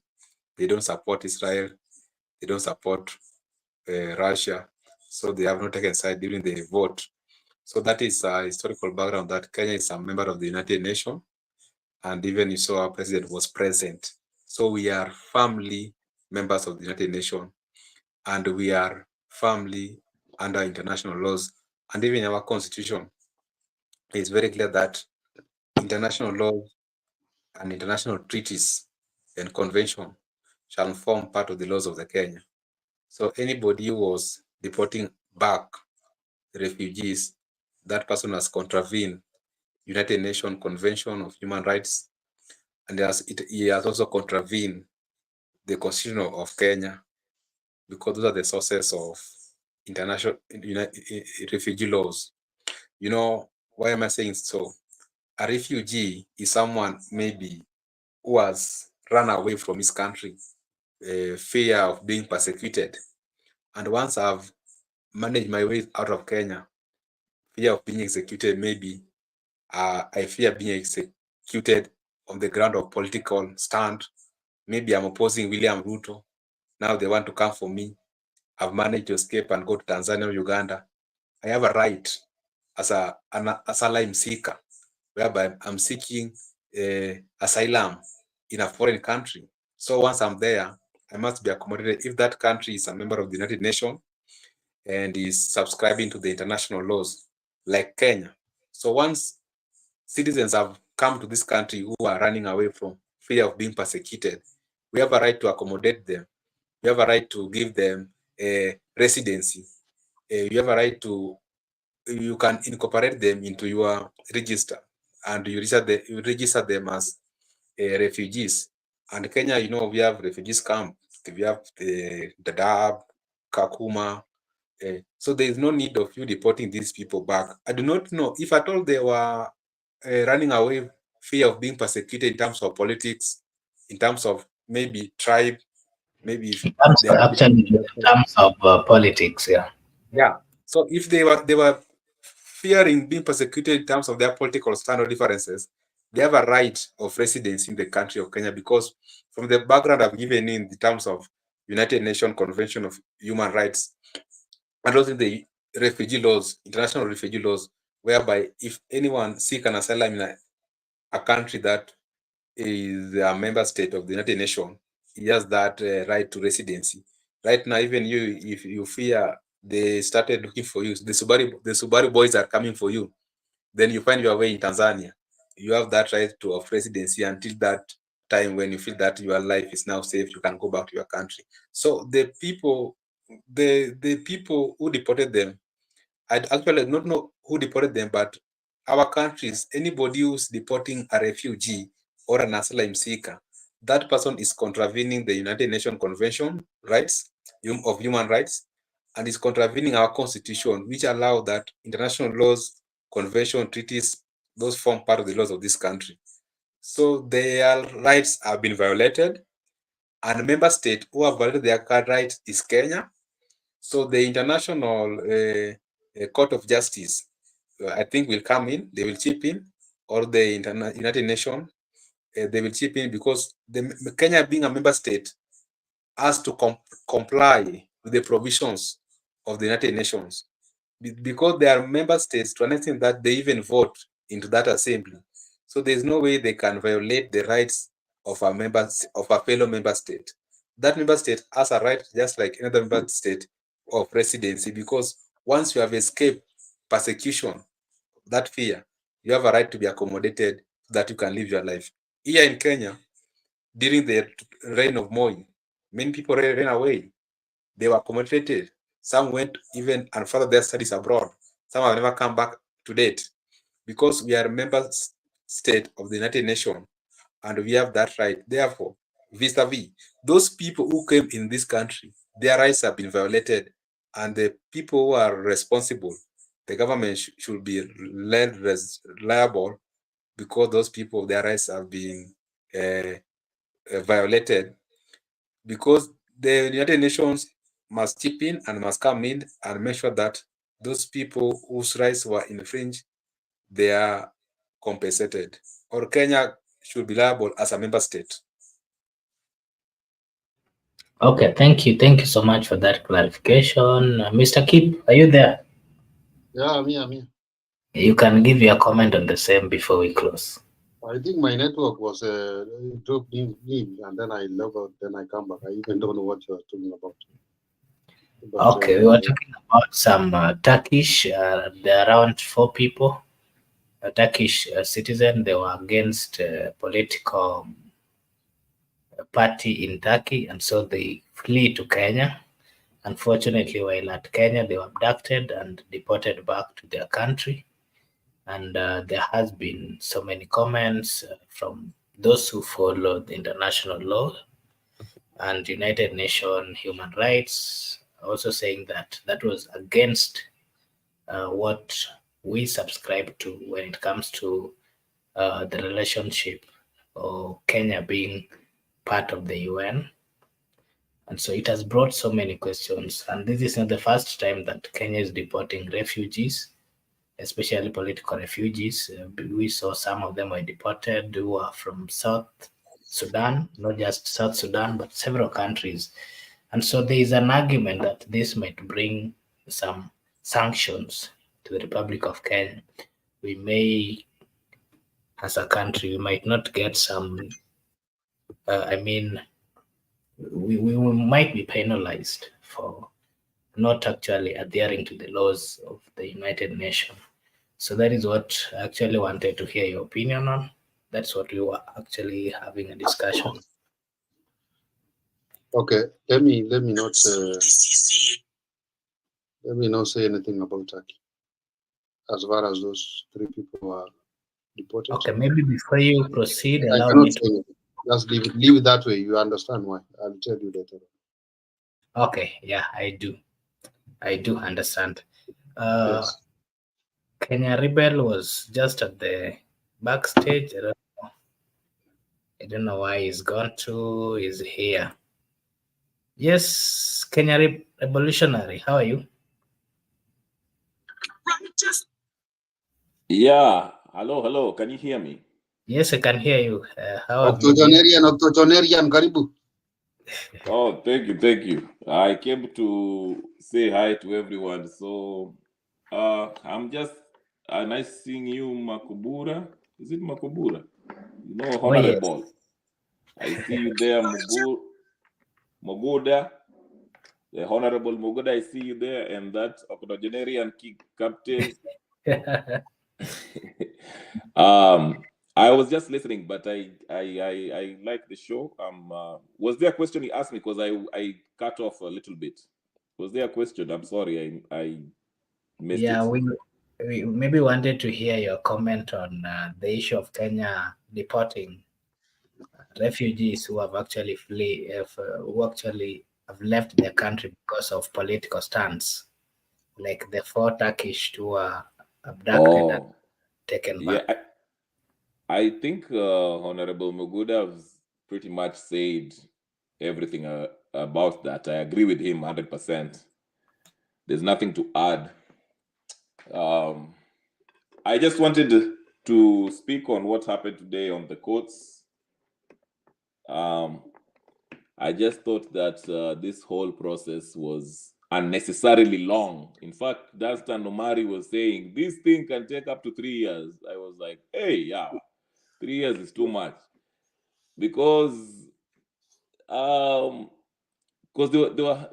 were 2 factions, right? The petitioners and the respondents, and they were basically saying the same thing as far as the petitioners, which was 7 or almost 10 lawyers.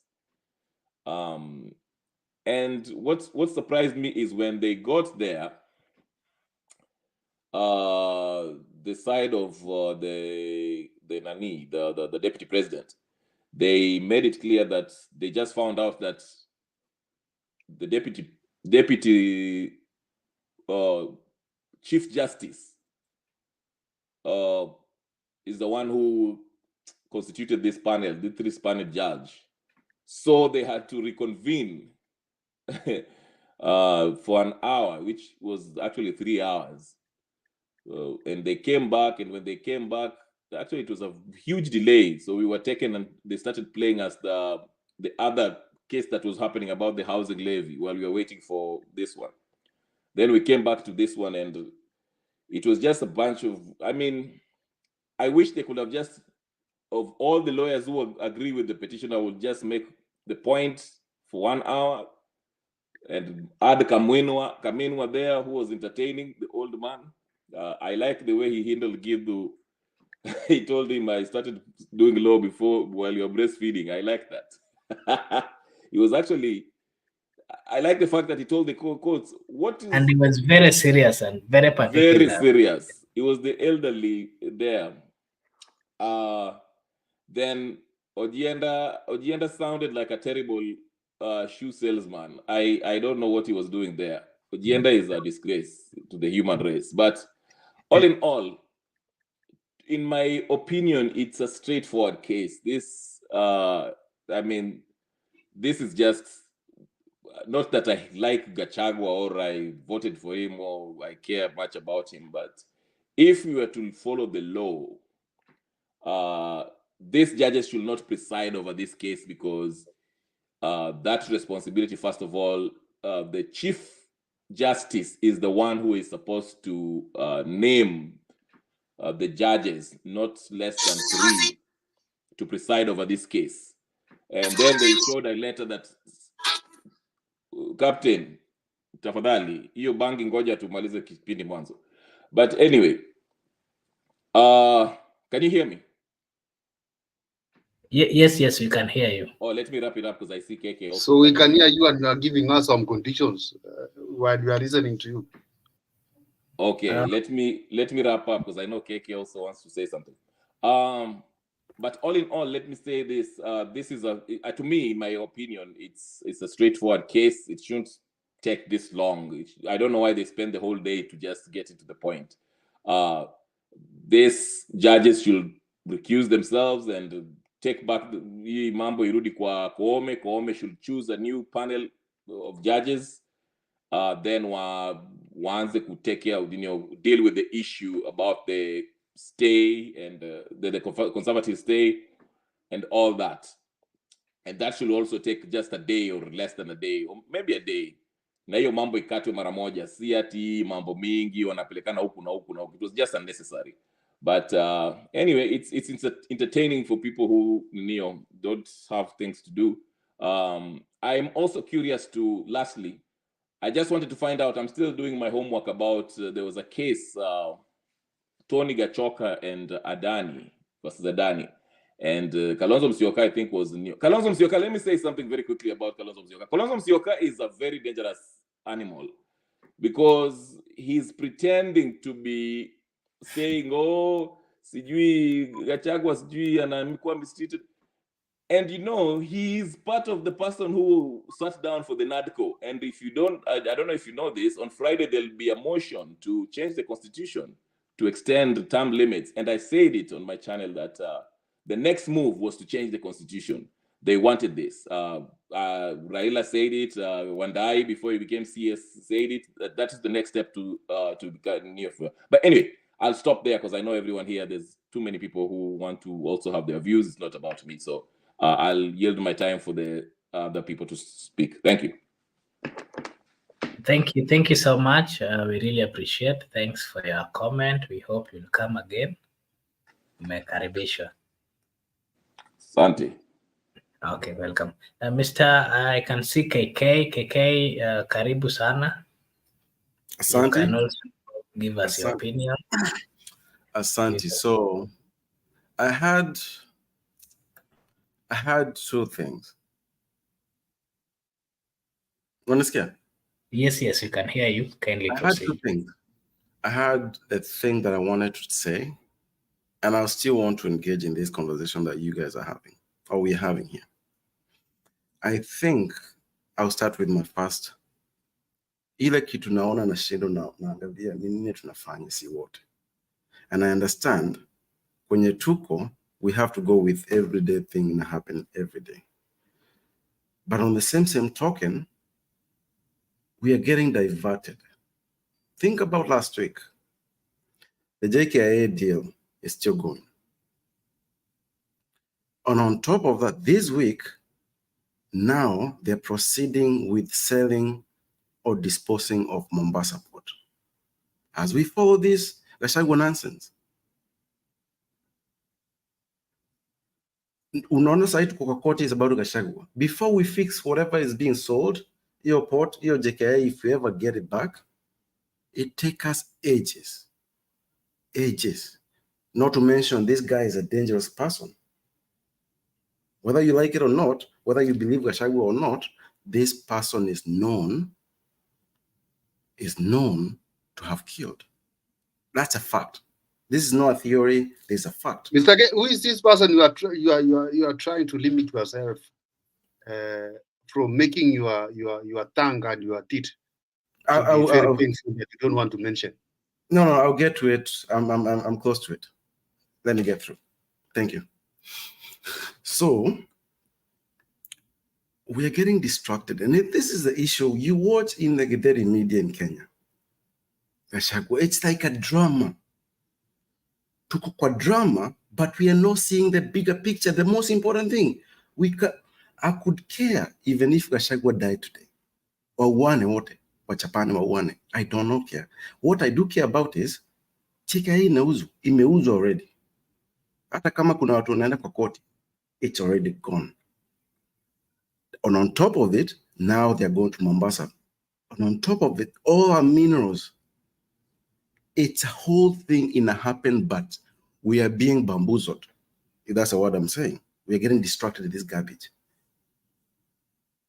This garbage. Now, the same is see a fact. Whatever is happening is true. But we should be focusing on what they don't want us to focus. How naive are we? What is happening with us? Some of us are very educated, smart people. You have lived abroad, some of us. This guy is using the same Trump garbage he used to do. And Akuja anasema something stupid. You follow that whole week, media and focus evil. And on top of that, and sign contract to deport migration and Muslims. The same game tunachezewa nyumbani. And we always say we are the smartest people. We are not. We are fools. We are fools. Huyu jamaa amekata nini maandamano yote zote. Unaona? Maandamano is the most effective thing naweza mtoa. Ameshaikata. Akaget Murara. And for those who don't get, Murara, I have evidence. Evidence. Nimwambia the last part nimpata. Alikuwa venye kulikuwa na maandamano June 20th. The moment alijua imeshika, akaita anaenda Narok. Nikamwandikia message hapo within 10 minutes akaniblock. Nikamwambia tumekupata. I've always doubted you. Tumekuwa tukiongea na huyu jamaa for a long time, aniuliza what do we do this, how do we do this. Nikamwambia you're going too far, you're going the wrong way. Na ndoanze kuombea ukweli. Hii ukweli ndio nasema hapa nifungiwe kwa the other channel, CCT. Now they want us to focus on that. I'm not making an accusation. If I can back it up, I'm not making an accusation. I'm just saying a fact. See, we are the younger people here. And we are following whatever Gederi media is feeding us without seeing the bigger picture. Where are we going? We are the leaders. Hata kama hujui hivyo, we are the leaders of tomorrow. Tunakuja hapa to discuss good things about our country, where we want our country to go. We are the leaders. And if we are the leaders and we're getting pulled into this instant garbage, my friends, I don't know where we're going. It's a sad situation. And if this goes through, it will take us even before tukufe. Unaona see what we are younger people here. We will know we will die in slave place. Because that's where we're going. And I want kila mtu afikiria hapa. Assume wewe umezaliwa in 2050. Now you're watching this story happen.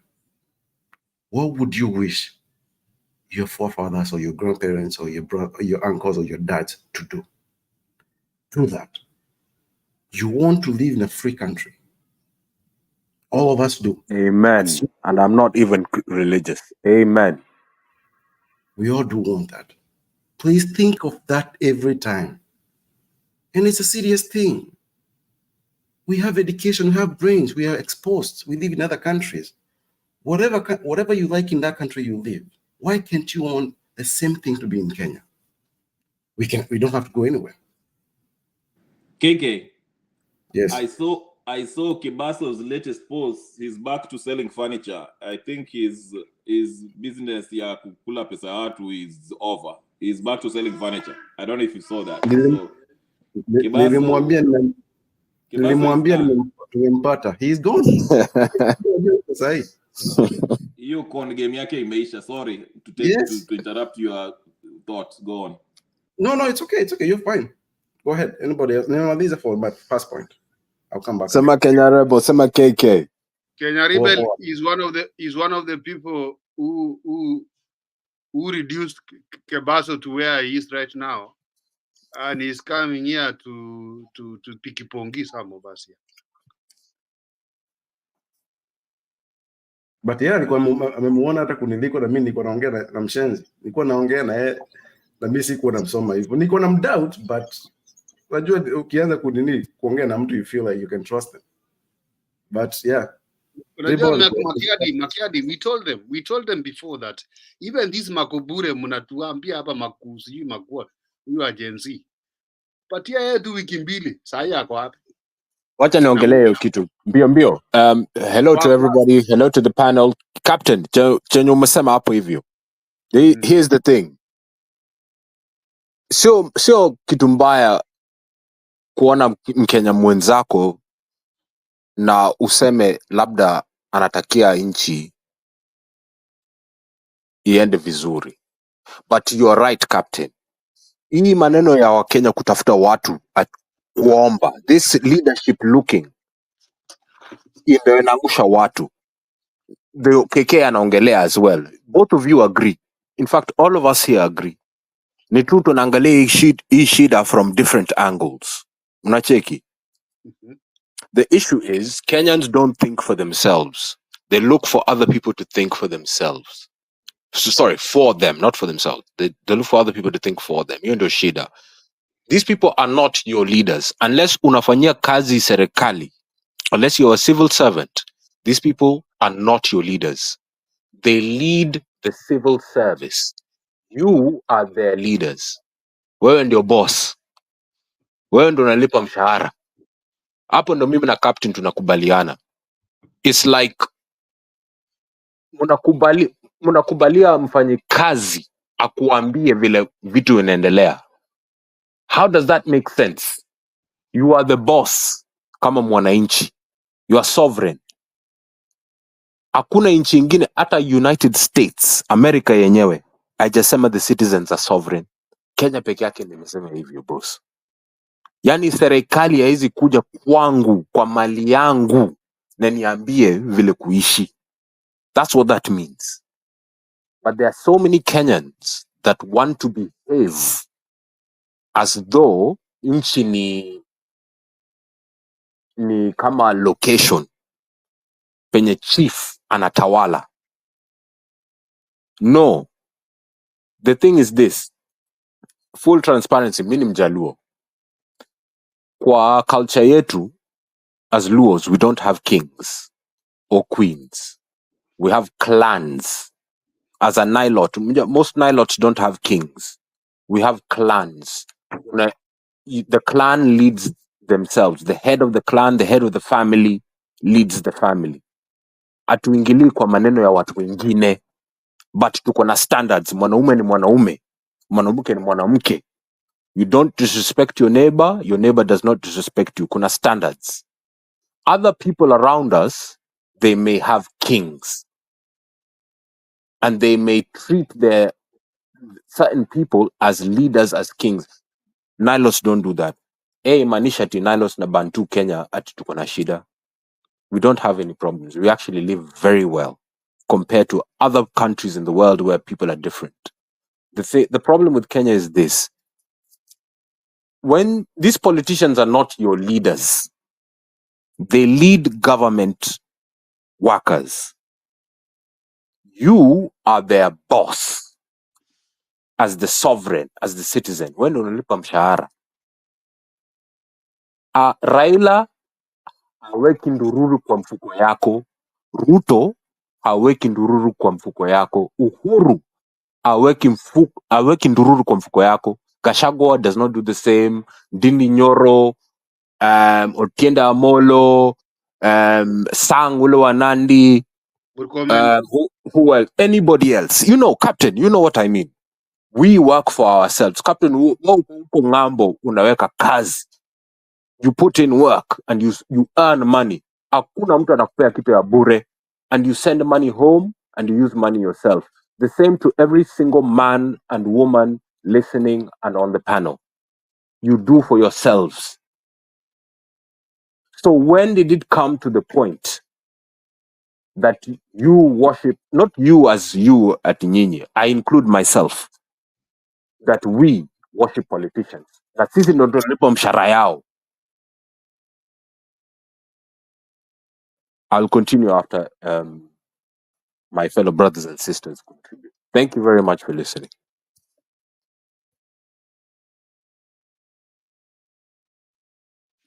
I think ile kitu naweza kuongeza tu hapo to my brother hapo. I think shida yetu ni moja. We are too much personality centric people-centric, na tuoni sisi we are the leaders. We want what we want. Hatutaki mini God. We want servants.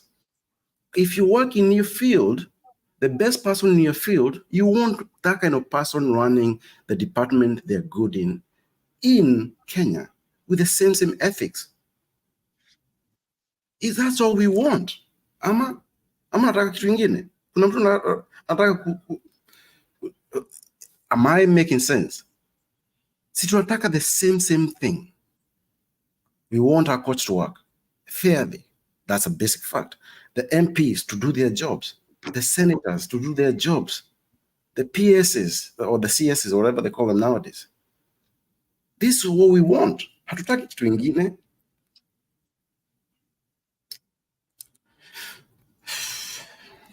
Yeah. think Oh, sorry. the problem with our country is that the government has so much centered their interest to our old parents where they don't know or they have no any knowledge about internet. That is why the other day the country was ignited by Gen Zs. Right now, if I may ask, if we now have like internet for the whole country, hata pale Ushago, pale Soi kwetu nyumbani, pale Kitale hapo, pale Homa Bay, uko Kanyamkago kwa octogenarian himself hapa, pale Kikuyu ndani huko Kiambu ama Nyeri ama pale Garissa. We have Yes, that. Captain. Yes, Do you think vijana wetu saa hizi hata hii platform penye tunaongea tungekuwa saa hii tunapigania kuingia kwa studio? You remember some of us, many of us here, we were in Mutembei. The internet by then, during the regime of Uhuru Kenyatta, it is not even like today. Kweli. It was even cheaper.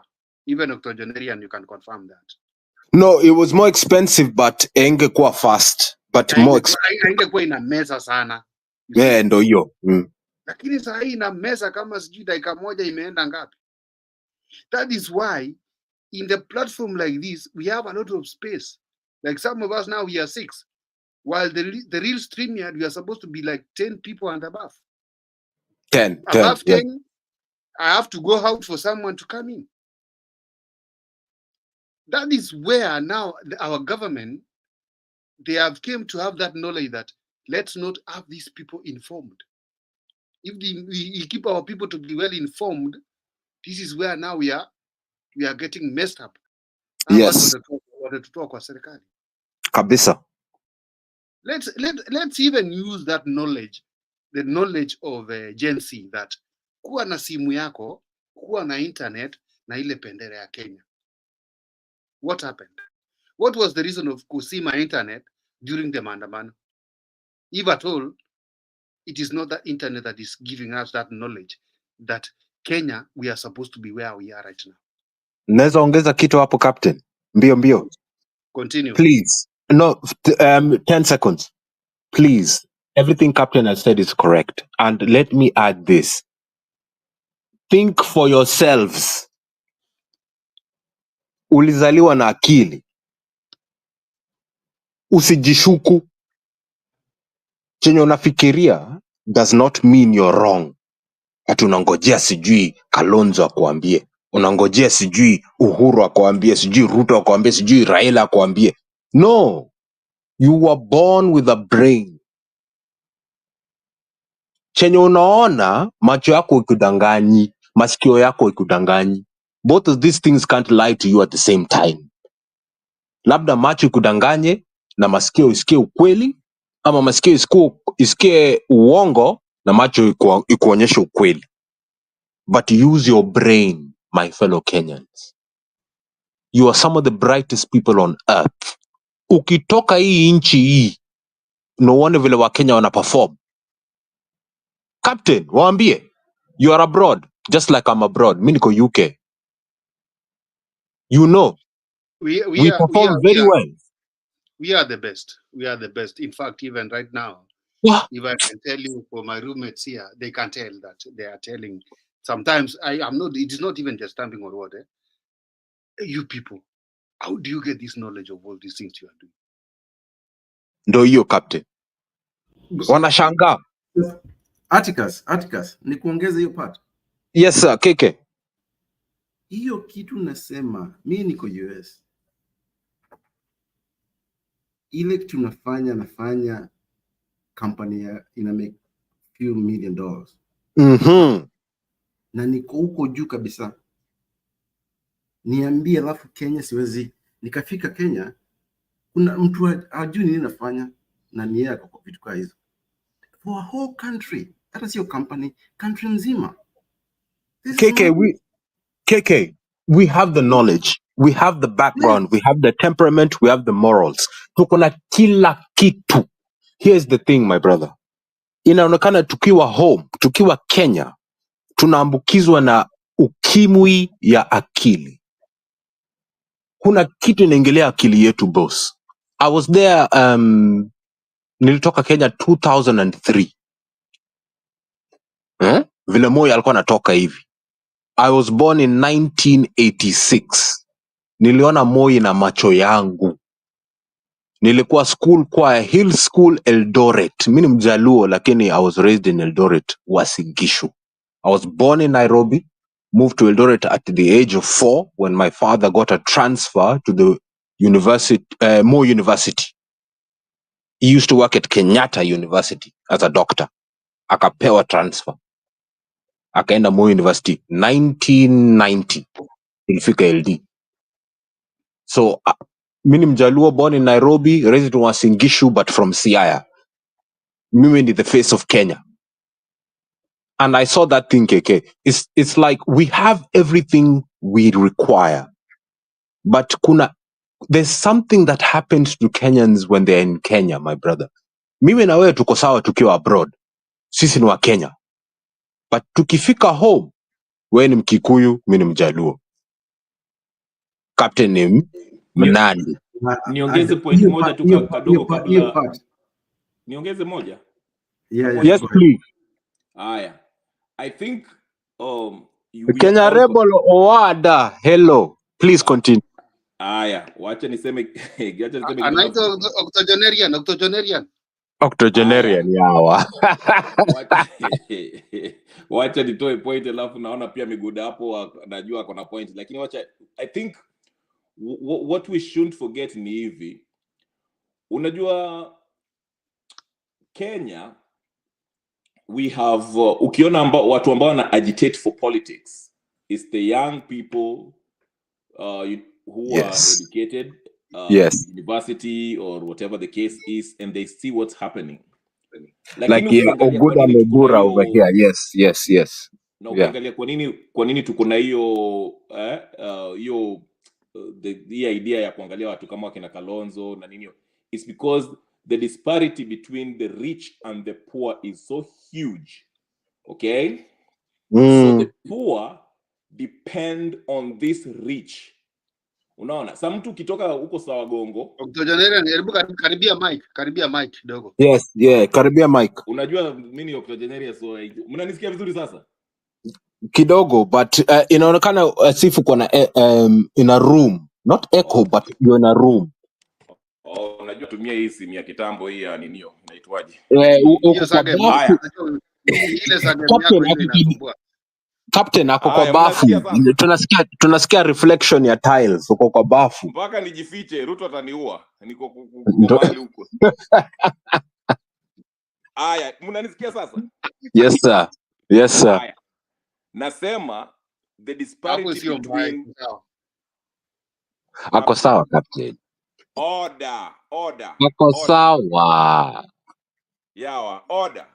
Yawa. The disparity between the poor and the rich is so huge. So if you are a young person growing up in the rural areas, wewe unaangalia kwenda city upate kazi. Correct. Yes, now, that's the system. Yeah. Yes. And politically, you look at somebody who you have been looking ameshaka hapo since 1960. kama yule ndugu ya Raila anaitwa nani, hata nimesahau jina yake. Oburu. Okay? Oburu Odinga. Yeah, Oburu. These are people who order Atticus. Order. So Sorry. you grow up seeing that this ninio hao watu are your heroes, unaona, and not being exposed. Unajua nyinyi most of you mko iko nje, you can see how democracy works. Yes. Different. You can challenge these politicians. So lakini Kenya tuko na a culture ambayo, can you imagine kama uko Kenya hivi na unajaribu kuchallenge Raila Odinga? Yeah. And you're from Nyanza province. No, my brother, just to cut you, you're very right. Because if you've never left Kenya, it's very hard to see from the outside. I'm not saying that there are people who can't. There are people who can see it, but it's hard because culturally, with time, this is what we have. Even to go against your tribal kingpin is something difficult. It's new. So it's new. You have to understand that, and it will take time for us to get to a point where tunaweza kusema even that a classic example happened today in the court. Ndio unaona Mamanewa told Nani Githu Muigai, I started studying law while you were breastfeeding. You see, he's saying that in court, something that you cannot say that in any Western courts. Forum, yeah. Because unaangaliwa as equals, but he had to pull his age card to show seniority. Experience, yeah. So you have to understand, it's about culture. Now, vile pia the disparity between the poor and the level of education that we get, and our version of what democracy is. So, but anyway, it's a good discussion. Minta wasikia kwa background. Thank you so much, Makobura and Captain. Now, watu wengine. Captain, wacha niongeze kitu hapo. Before you go, I have a question for you because when the Haldeman who say that you don't have only to say that lead counsel, you also have to mention my name, George Camino. But when he say that I studied law when you are breastfeeding, and the age that he is in right now as you speak, is it wrong? Is he telling us the truth or the right thing? In our culture, as per the politicians of Kenya, and even as per the lawyers of Kenya, because I know what George was trying to communicate is that you are trying to cheat us to speak the lies, while the law is very clear that this is the way we have to go. No. That's not what he was implying. Basically, ukiangalia Githu alianza in fact Githu ndio alianza hii makelele. Githu alimwambia please sit down. Na Dania kakasirika because he wasn't done speaking. Githu was a horrible Chief Justice. I'm sorry, guys, but I'm just saying he was a horrible Chief Justice because very quickly, alisema hii maneno ya gender rule, but the Constitution says gender principle. It's not a rule. So Githu was a horrible Chief Justice, but please continue. I'm sorry. Yeah, to make my point, given our culture, it was okay for Nani kusema hivyo. That's why I say tungekuwa nchi za nje in the Western countries, you cannot tell somebody that to show your seniority or my experience over somebody else. Mkiingia kotini, it's all about your evidence versus my evidence.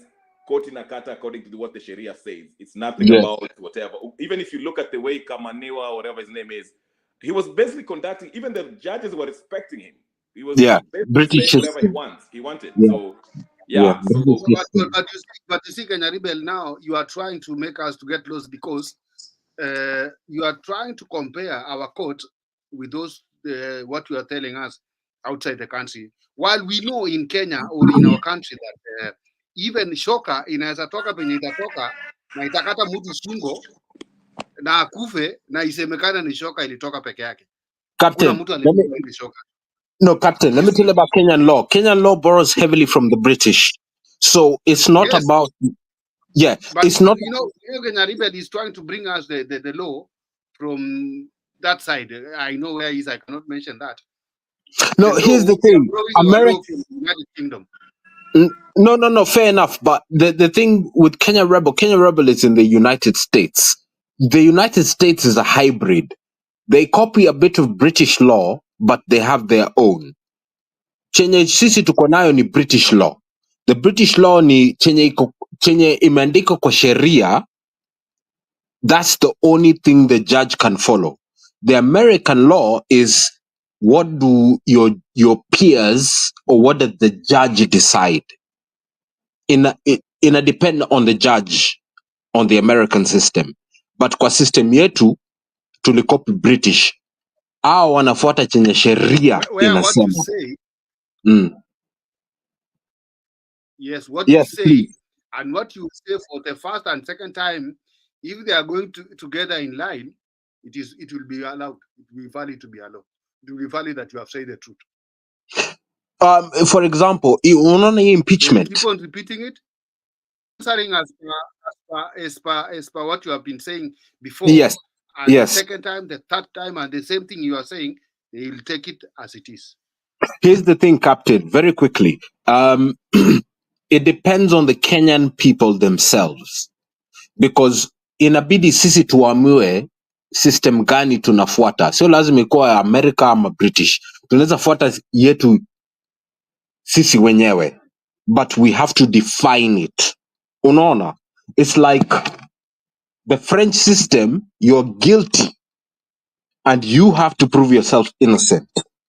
The British system, you're innocent and somebody has to prove you guilty.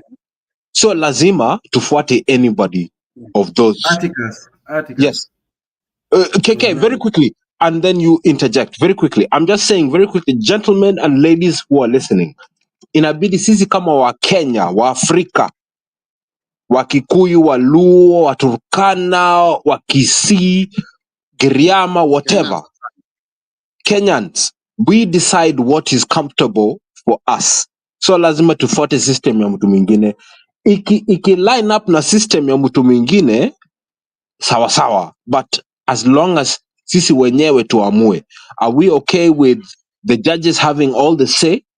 Are we okay with a jury system where you're judged by your peers? Are we okay with a system where it is religious? Are we okay with a system that is a hybrid? Unaona? Sisi wenyewe tujiamulie. But please, KK, please. I think I agree with you, but I disagree with you on one point. American system, the same way unasema UK inasema you're innocent until proven guilty. Hata huku inakuanga the whites. Yeah, because they colonized US. So that's what I'm trying to say. But even But French wanafanya opposite, my brother. Sorry to cut you. French wanafanya opposite. You're guilty until you prove yourself innocent. French sijui French. But niko nataka kusema, nataka kuongeza hiyo part pia. Easy, let's do whatever tuko nayo kiasi. Let's not focus on that. Because tukianza kufocus na hiyo, na unajua nani ya kukogava. Let's focus on getting this person out. Yes. Let's focus on those things after. Because huyu jamaa akiwa in government, leo anaua huyu, leo anaua mwingine. Then we focus on that. Make sure this guy, whatever he does, we talk about it, but we focus. What are we going to do to get this person out? Because we hatutaenda anywhere. After his to the constitution tunaongea, it's useless if this person is the one in power. Anataka kuongeza 7 years. Na 7 years akijaribu kuongeza na kufanya kitu, we are done. Some of us will never fika nyumbani. Because sio kusema hatuoni, wanatuona. Wanajua si ni akina nani. So to focus. Let's focus. Unasikia watu wanaudhiwa juu ya Kenya na sisi tunaongea hapa. Nadhani hatujui ni akina nani huku. Tuache mchezo. Ni Wakenya kuamua hivyo. Ni Wakenya kuamua. Very good, Makadi. That's what I was saying. That articles. What I was trying to say that we are so much well informed, and this regime, they have known that these Kenyan people, especially the youth, and some who are not even so much older, like some of us, we are so much well informed. That's why the thing of telling us that we will be having free Wi-Fi is they are for a shock that this Wi-Fi is making these people to be so much informed what's happening. It's See, cheap, like for now, propaganda. Yeah. exactly. Like for now, as we speak, this government has invested in some friendship. Like some people, they want to extend the five terms presidency to seven years, not 5 terms, 5 years for one term to be 7 years for one term. I don't know if you are getting that confusion. Miaka 5 ya kuongoza one term, wanataka kuongeza ikue miaka 7, hiyo ni one term. Kwa sababu mtu aliyekosa kuvaa boxer wanajua hawezi kubali na alikuwa ndio. Wanatafuta njia yote wa kumtoa kwa ile kiti ya deputy president. Kwa sababu yeye kuna akili mingi na ni mtu wa kusema ukweli. No. Kutafuta mtu ambaye kuendesha, it's okay. Tukimwendesha Kindiki aende hivi atakubali. Tukimwendesha hivi atakubali. Yes. Kwa sababu yeye sio tamaa. Ana tamaa ya kwamba nataka hapo nimekubali serikali hii miaka 7 alafu ningoje ingine 7 14 years. So no, Kindiki, but Gachagua, Kindiki is like me. Bora why? No, I agree with you, Captain. Here's the thing. That is the reason why Gachagua is not a good guy. No, I agree with you, Captain. But this is the thing. Gachagua is not a good guy, bro. Here's the thing, yeah? But hiyo imanishi chenye serikali inafanya ni nzuri. Because they're being selective. So, Captain, you're right. In one way, Gachagua is not a good guy. He's one of the thugs. But Ruto is a thug as well. Unaona? And Raila is a thug as well. Raila is a thug. Mtu asikudanganye. Yes. So that it's is like, what I'm telling you. That is what I'm telling you. They cannot. Wazimu wawili hawawezi kaa kwa zizi moja. Ndio Wazimu hiyo. wawili hawawezi. It's either mmoja aondoke ndio ule mwingine aingie pale. Atawale. Yes. You can't have two at the same time. That's what's going on right now. That is why the president ameona kwamba nikimtoa Gachagua niweke huyu jamaa silent killer, huyu aongei sana, Raila, yeah. Pale Kindiki, yeah. Pale parliament hoja zake zitapitishwa vile anataka. Ndio hiyo sasa. You know it, Captain. You see it. The number of years that William Ruto is serving right now. KK, you see it. You see it. Ni kupitisha vitu rahisi. No, keep articles. Kuna kitu kingine mtu nakwambia kwa ground ni kunoma. Sijakataa na wewe hapo. Ground ni noma sana. Hivyo kenye mnafanya ni kweli. Anataka mtu anakuambia okay, nataka kufanya hivi. Yes. Anataka yes man. Huyu anamuua na hata aiongea. Anataka mtu kaa huyo. But this is where now kumefika place. Nasikia hii revelation iko karibu sasa kuweka mafuta sasa hii. Na ikianza kuwaka mpaka atoke. This is where we are going. Kama tuone. That's it. Thank you. I'm not arguing with you there. I'm just saying this is it. Right now, they're enjoying it. They're happy because the election is about 2.5 years from now. They're enjoying it. But I'm telling you, when it comes back, unless wana rig, that's the only thing. Wakijirig, sawa. But kama kura inahesabiwa Kenya, they're going home, bro. Over 80%. Roundy is going to be, wanasemanga ati 70% go home. Roundy is going to be 90, 95%. Atticus, I agree with you when you say, but who is gonna conduct the whole elections? See, the same You're person very control the right. whole. You're right. Hmm? IEBC, we have no guarantee. Unaona? No, no. IEBC, we have Hmm? no guarantee. Our elections imekuwa ikiibiwa for the last 15 years. What 15. especially this past Which one now. Atticus, which IEBC are you talking about? Do you have This IEBC that is season election? Atuna, no, Captain Atuna. The elections have been stolen since Moi days. Wachana 15 years, where KK. Yes, Then which yes, which it's one true. are you telling us that it's not working? Hakuna kura inahesabiwa Kenya, You have Captain. an IEBC as we speak. Hakuna kura inahesabiwa Kenya. I told somebody this, wakaniangalia wakasema ati I'm a hater. Hakuna kura enye iko verified Kenya. So we don't know who is winning, we don't know who is losing. We really don't know. So hii Atticus tunasema hivi, hiyo point tunasema ni valid, but this is where I don't know. I think we agree on the same premise. Ruto has to go. Hizi vitu No, he zingine must go. He must go. He must go. That's the first thing. That domino has to start from there.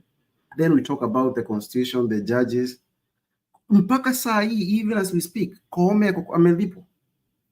Kama hamwamini, wait and see. Kama hajalipwa, What will I make agree. Ruto to go? What will make Ruto to go is now that we are waiting for Mwengi Mutuse to be paid, which I know he will not be paid. He's the one to make William Ruto to go. Nobody else. Mwengi, no one will pay Mwengi Mutuse, and Mutuse atawekwa kwa, I don't know, nisiseme jeneza, atawekwa penye atawekwa ndio asiitishe haki yake, but I know huyo ndio atachanua wa Kenya kwamba kumbe nilichezwa akili. Hii kitu Ndio hiyo. just wait. Saa hii tunaongea hapa, but wait for the repercussion of the impeachment of the deputy president through the member of parliament from Kibwezi. That is now where we know Kenya, kila mtu anapigania haki yake. Sisi wote tuko tukitafuta pesa.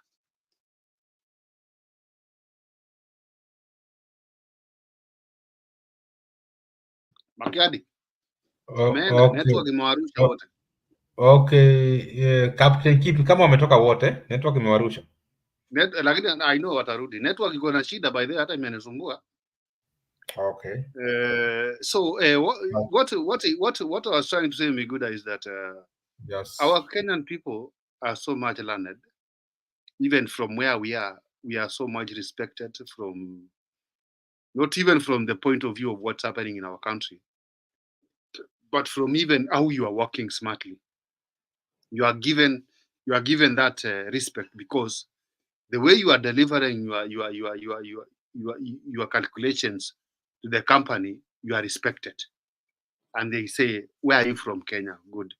So Kenyans are so much well informed, and some of us, we are not at home, but we are delivering the services to other people, not because our country did not manage to pay some of us.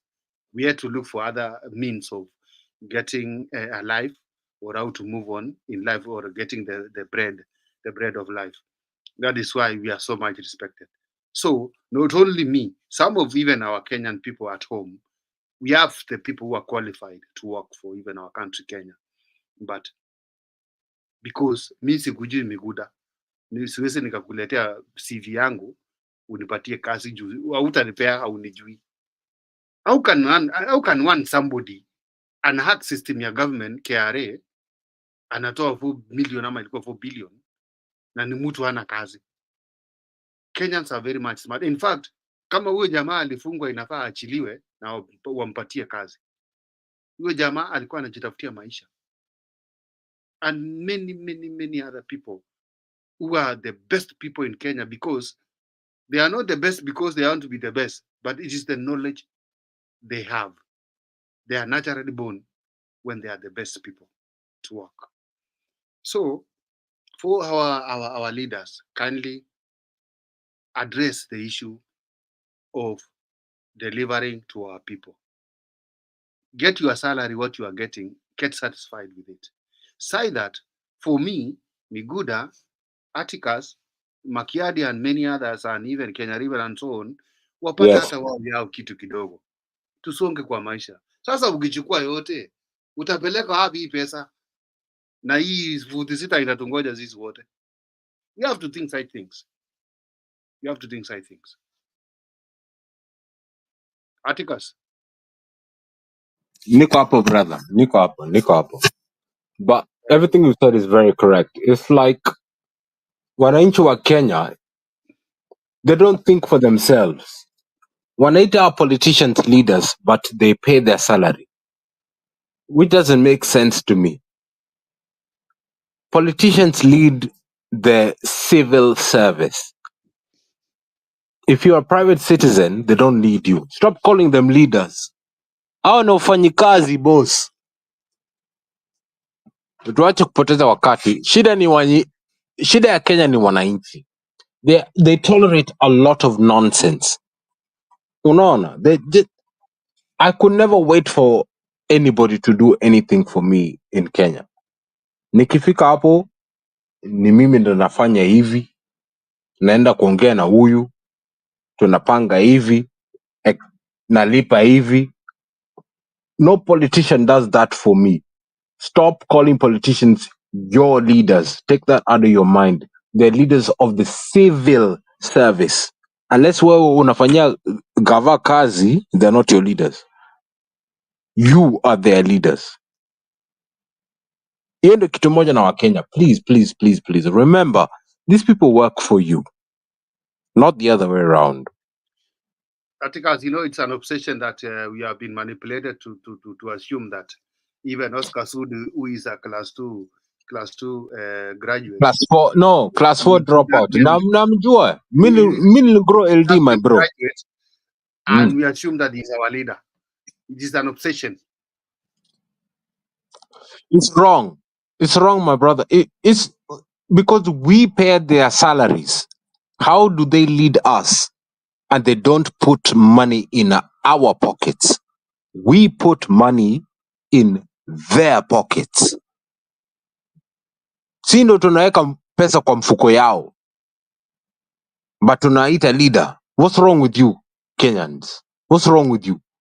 Raila is not anybody's leader. Uhuru is not anybody's leader. Ruto is not anybody's leader. We pay his salary.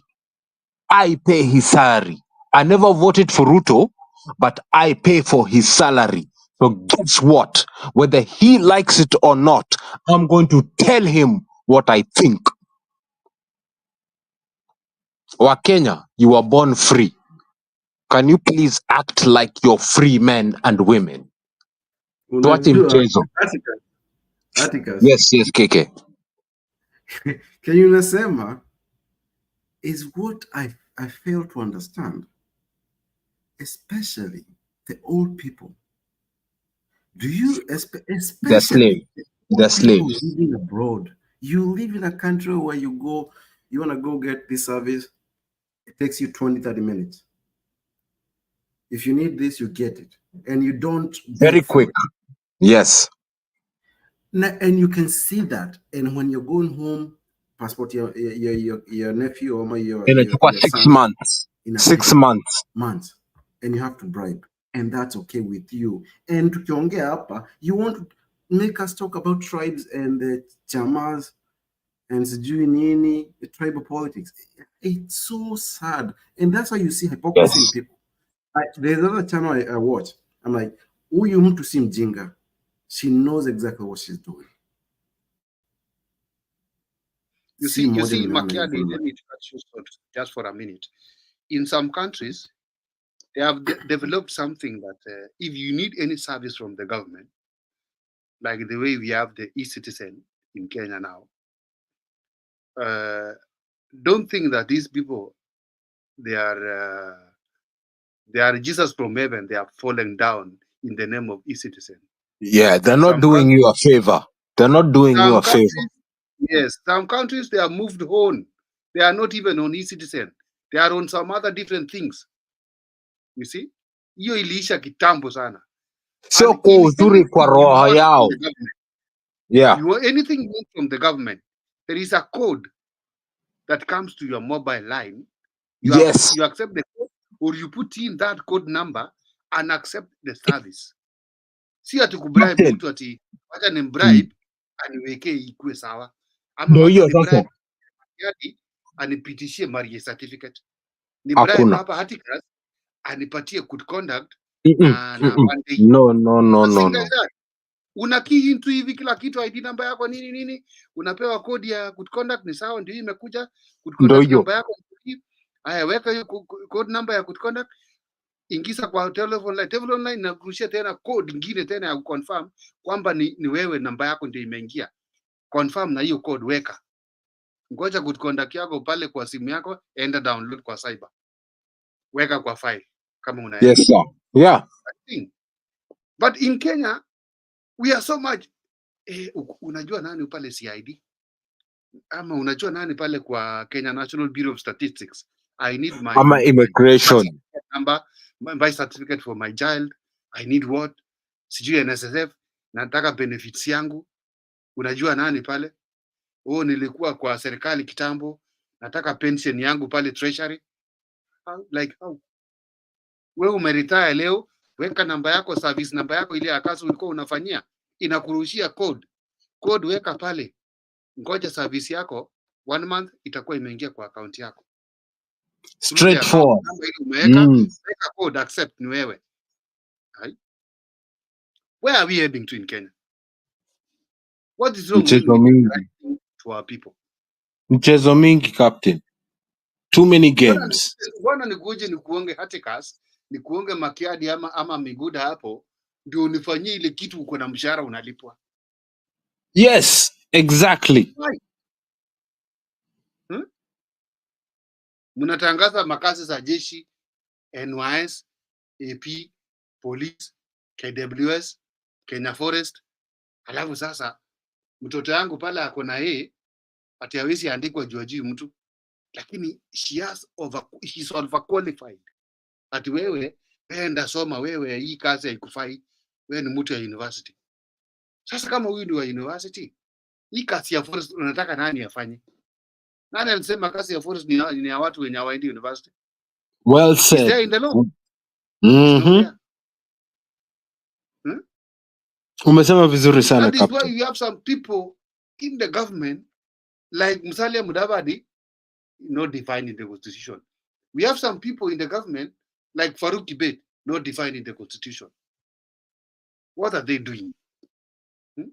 Like today, let's talk today. Today we are talking. There is no government of William Ruto. Where will Mudavadi go? Where will Farouk Kibet go in Kenya? If not papers that we are asking you. You have papers to go for president. You don't have papers. So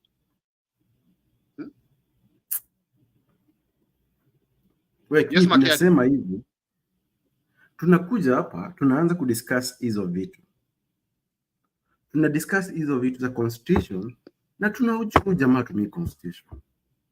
So as normal logically thinking people, what are we doing? Tunajua jamaa tumii constitution, amedefy court orders. Let me tell you, Makedi and the other panelists that don't think that these people, they are listening. I always get several calls that, why are you attacking our government and you are in government? I tell them, who told you I'm in government? It doesn't mean that if I'm a Kalenjin, that one qualifies to be with me to be in your government. I'm not in your government.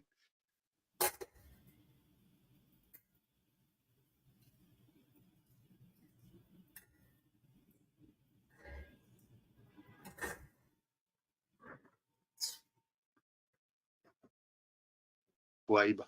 Naambiwa sawa. Kanyaga Kenya. Nimeambia nitakuja Kenya, hakuna kitu mtafanya. Proceed, Makiadi. So, yeah. We have to start thinking. Party zetu ni gani? tutakuwa huku tuone nchi yetu ikiuzwa, na sisi ndio tunaona ikiuzwa. All of us, we have to do our part.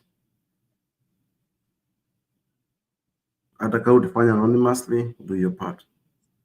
Kuna watu wa nini, bloggers Amenya ama expose.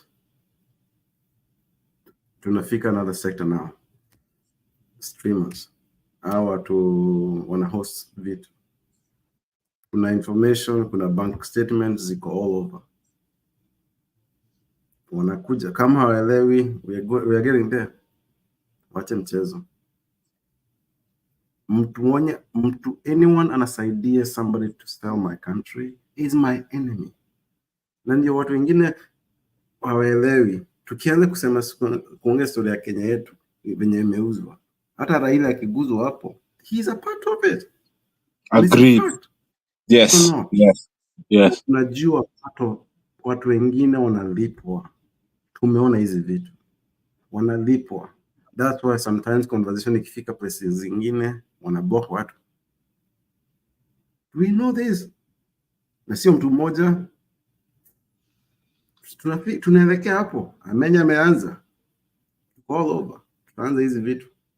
Kuna watu wanafanya kazi in these people's banks. We know. We know. Watu wache mchezo. Na hii si channel. Nataka kwenye mwenye atawatch hii kitu ajue. We are here. So you know so many things. We know so many things that are happening that these people, they are trying to hide from some of us. And maybe some other time when we come to the platforms like this, also we try to limit ourselves because of some reasons that all of us, we know 1, 2, 3. But our country is in a state that it is heading to uncontrolled way. For the young people, who maybe they are still provided by parents like me and many of you who have children, they don't know that. Akikuja nyumbani, chai asubuhi iko, anakaa kidogo, saa 4 kuna kitu, saa 7 kuna kitu, saa 10 labda iko chai pia, sapa analala, kesho yake hivyo hivyo. They don't know what's happening. But for some of us, we are sweating for them to have those things that I've mentioned, and we dress them well, and we make them to go to school. It is so much painful. We face a lot to provide for these people, especially for the people who are in Kenya. And I know now Kenya 1 + 1 is 11. It is not true the way we know. 1 + 1 in Kenya is very hard. And I sympathize with parents like Miguda here. You see, agreeing on what I'm saying.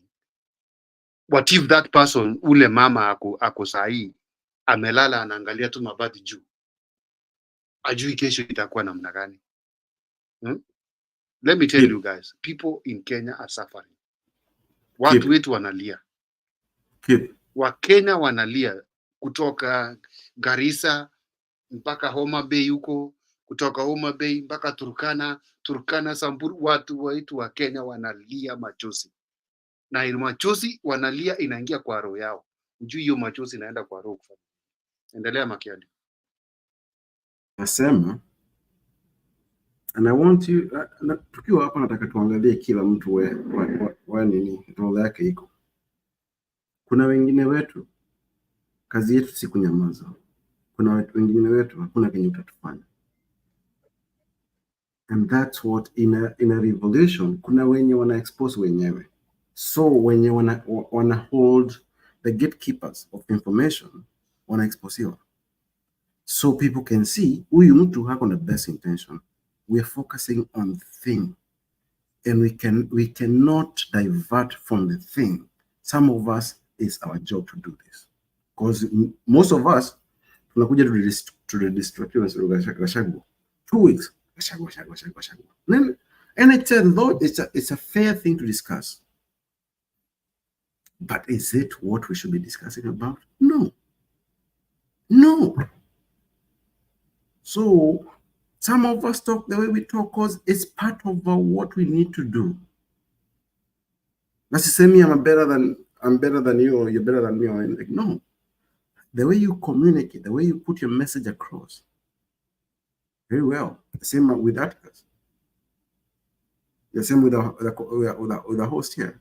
But people are different in how they speak, how they put the message across. Because the point, some of us, tutatuongea tu kufit conversation. Some of us we sing bigger than leo. Tunaona tunachezwa. Na that's what tunakuja tunakaa tumejam. Unasikia mtu anaanza kwa Kalenjin sijui nini tunaanza kuongea story ya Gachagua all day. Tribal garbage. 3 hours. So, do you know how many people we are remain in this platform now? Probably We 200. are 4 of us. We are 4 of us. No, we're 10. I think. When we go to the classifications of the what name can I call? But for me, I know the remaining people here, we are the Nilotes. We are in this platform now. The Nilotes, the way I was told by my parents, we are the people we need the truth. We are the people whom we fear not death. Hata kama tunaona ndio hii. What if I'm not an island? Yeah. No, correct. Me. Yeah. Kill me. But the remaining people, let them have their right. Yes. Let them have their right. Objection, my panelists, objection. Yes, sir. Kindly, I'm hosting, and let's East Africa time. Tomorrow we are going somewhere very early in the morning, so we are very grateful for you coming for the show. We can arrange also tomorrow you'll join. No, thank you very much. Thank you. Yeah. Thank you, man. I appreciate it. Okay, thank you so much for coming. Thank KK, you. I'm happy to see you again. The last time we were here, you have shown up again. Thank you so much. Atticus, now I'm glad today I've seen you. You are such I've seen your face, of course. I think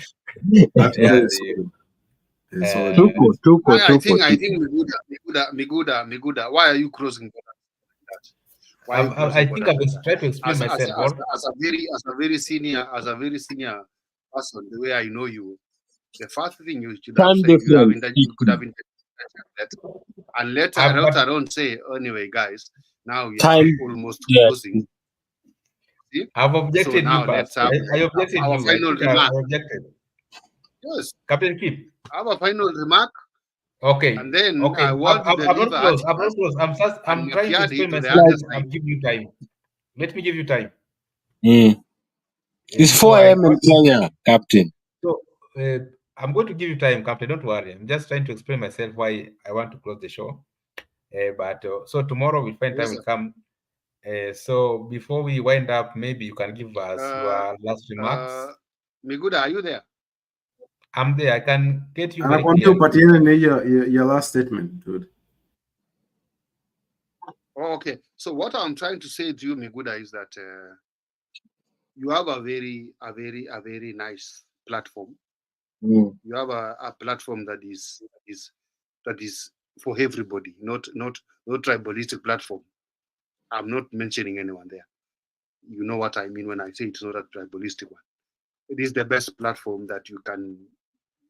Your opinion counts, as by the saying of the platform itself. The only request you is that try to make a group, WhatsApp. We love people like Makiadi, Hatikas, and many others. Say that when you are tired,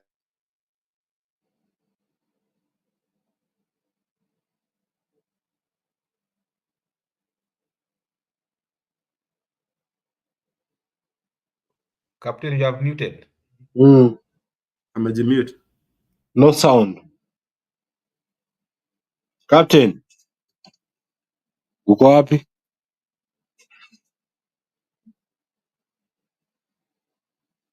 and many of my people who they are asking me, bro, are you in your platform that we are going online?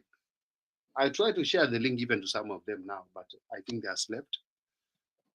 Some of them, they are working tomorrow. Some of them, they want me to share the link before so that they can prepare themselves how they are getting in. Most of the time, Nikuda, I think I've known. When I come here, I bring in most people. And the show is very nice. From my region, where Atticus knows, Makiadi knows, Miguda even you know. Yes, sir. We are not happy of what's happening in the government of UDA. Yes. I'm not mentioning anyone. I'm mentioning the party of UDA, not somebody. UDA is the party of the people of Kenya. It's not for anybody. Kabisa, The Captain. Kenyan people are not happy. The way the country is being driven, we are not happy. The cost of life, the way it's going, we are not happy. It's not good, yeah. Not good at all. Right now, we are going for Christmas holidays. We request our people to drive safely. We don't want accidents. Please, yes. It is still hard to say so, but I can say it very hardly because I know Kenyans. Kenyans, stay safe. Even when the road is blocked, a Kenyan can go anywhere. Even anaona hii maji imejaa na anaingia. Please, let's be patient in our lives and take care for tomorrow. Amen. Yes. So if Miguda, we are closing, kindly sit down today and tomorrow. Ask our panelists how we can arrange, or now we can come in. How we can even come to a point whereby I've also tried my best to bring in some politicians. We discussed together. Remember, we were even the other day with Professor Ogola. We shared 1, 2, 3. I've tried to bring in Oscar Sudi. You remember the other day he ran away after seeing the seat was getting hot. And he said he just came in like this, disappeared. We mean well to our people. I've tried. I'll ask him questions. But Kenya ile tuko tusichekee mtu wa Homa Bay na Eldoret inaungua. Yes. Tusifurahie Kiambu kuna lami kila mahali na pale Kajiado watu wanakula wanakaa bila maji ya kuoga. Amen. Kwa Bunyeri no. Yeah, yote ni Kenya. Yes, yote ni Kenya. Sisi hapa penye tuko tunaonyeshwa ile TikTok. Wakenya wanatolewa kwa magunia pale Mukuru, unaulizwa is this Kenya? Kwa sababu hawajui kutamka Kenya na Ghana, naambia no, yo me from Ghana. I'm from Ghana. Unajua anataka kukumbuka na yule ulimwambia before. Ulikuwa umesema unatoka Kenya ama Ghana? Unasema me no Ghana, I come from Ghana. To nullify or to oppose the negative part of what's happening in Kenya. Aibu. Yeah. Yeah. The international community, my guys, they are looking at us. That is why you are saying some Turkish people, they were deported from Kenya. I tend not to say anything because of reasons even Miguda, you know. You understand why I did not talk anything about it. Yeah, the Turkish are powerful, you know. Turkish people are powerful. Leave alone those people, my friend. They were not colonized by anyone. But exactly. The machines they have here, God forbid. The machines they have, God forbid. The Turkish fought everybody. They were never colonized. They fought back everybody. And remember, Turkish people, they are not in Europe. They are not in Asia. They are just there by themselves. In Turkey, their own land. Their own continent that was not defined geographically. Walipigana boss, sio kama sisi tunaingisha wazungu, Chinese, sijui Wahindi. Kila mtu shamba tunaita Karen. Ndio hiyo sasa. Tunaita bombo tunaita shamba mzima tunaita Karen. Unaingia Karen hivi wewe ni mtu mweusi, unaangaliwa kutoka chini mpaka juu. You black unafanya nini huko? Na ni kwenu. Uko Kenya nyumbani. Na ni nyumbani mnaita jina ya mzungu. Hapana. Sisi wa Kenya haki ya Mungu captain. Sijui we don't know what we're going to do. Yani Kenya we don't know. Kenya Man. We don't know. We don't know. We have to revisit what's happening in Kenya. Kabisa. We have to revisit. Some things mtu unakaa hata chini hivi mpaka unaota ndoto, unajipata umeamka tu kwa kitanda umeketi. Unajiuliza nyumbani nini inaendelea nyumbani? Tulifika hapa aje? Mpaka unapigiwa simu unaambiwa bro, slippers inasonga huku mbaya sana. Inasonga vizuri sana. Hey.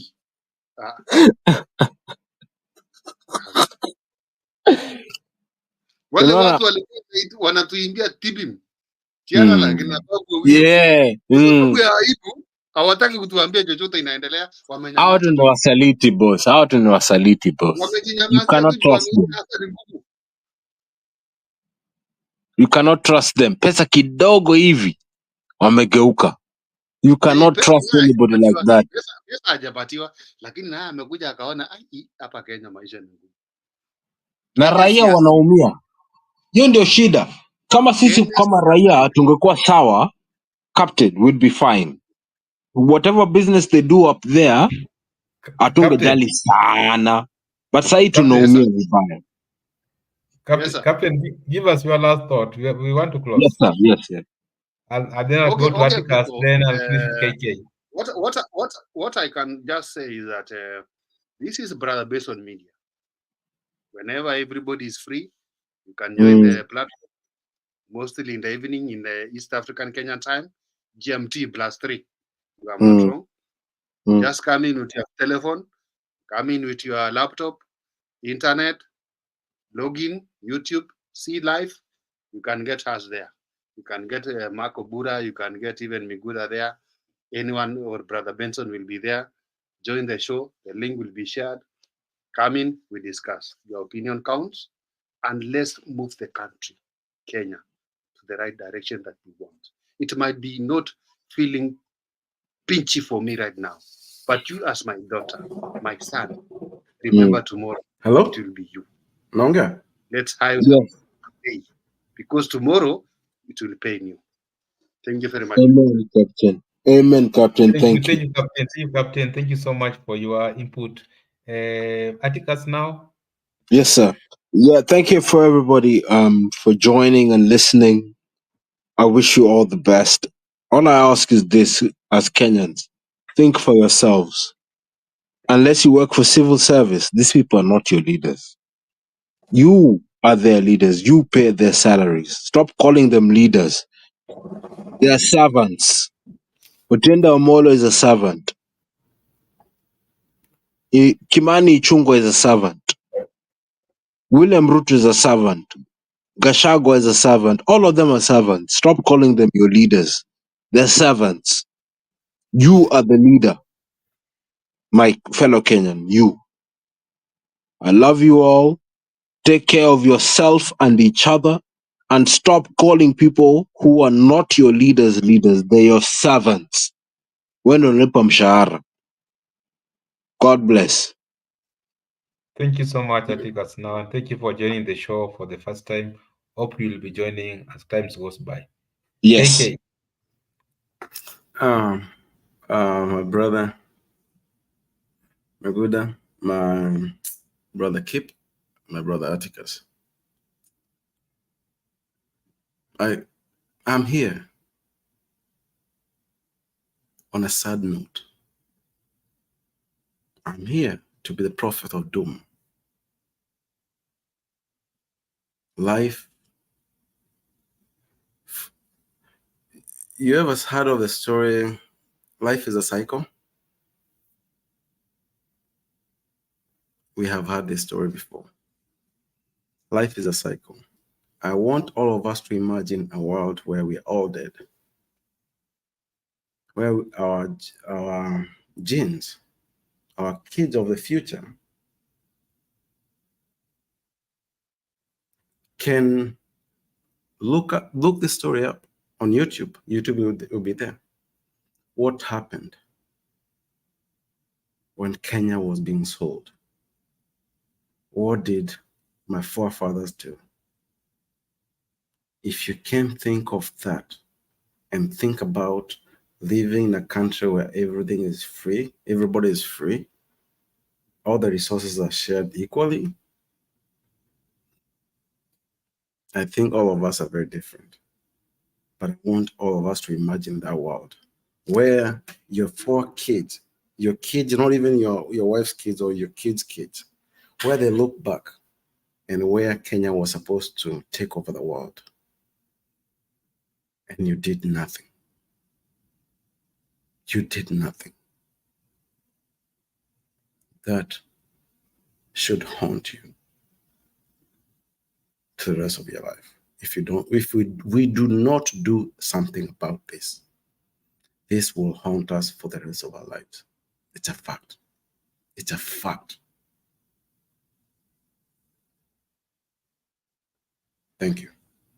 Yeah, thank you so much. Thank you so much, KK, for coming for the Thank second you. time. And we are very grateful. Just to respond to some of the concerns you have raised, Captain Keep, actually, there's a WhatsApp group. The only challenge is that the members from diaspora are not added. But I actually, after this, I'm going to engage Brother Benson. We are going to add you so that we can arrange on how we are going to do our analysis. And also, you bring to us Oscar Sudi next time, the way you promised. You will not run away. My friend Atticus now to respond. Even me, actually, Eldoret is my second home. So we are Kenyans because that's why I did my attachment. I was there for the 3 months and I really enjoyed that place. So Okay. this is our Kenya. Mm. Again, also We have tried KK. before. KK, I've taken some good We notes from you. have tried before, but I'm told by somebody that he say that if it is the platform that the captain is there, I cannot come in. I don't know what I did to him. Ah, nani huyo? Nani huyo? Who is that? Sudi. To KK, Sudi. thank you for giving us a different perspective of viewing things, because other than focusing on the daily news, we should look at it on a different angle, that we focus on people who are selling JKIA, port is going, what about that one? So next time we'll give you a deeper analysis over it, because we will not look at one perspective. So those concerns have been taken and we are going to move forward for this channel. Once again, thank you so much, everybody. I can see Brother Benson was somewhere And was following. kindly, Miguda, one point I want to tell Atticus and Makiadi. K is Makiadi for me. I know he's Makiadi. I request Atticus and Makiadi that let's go the other one, CT. I want us to go together like these 3 of us. There is something I want to say there, so that I cannot be pulled down when you are there.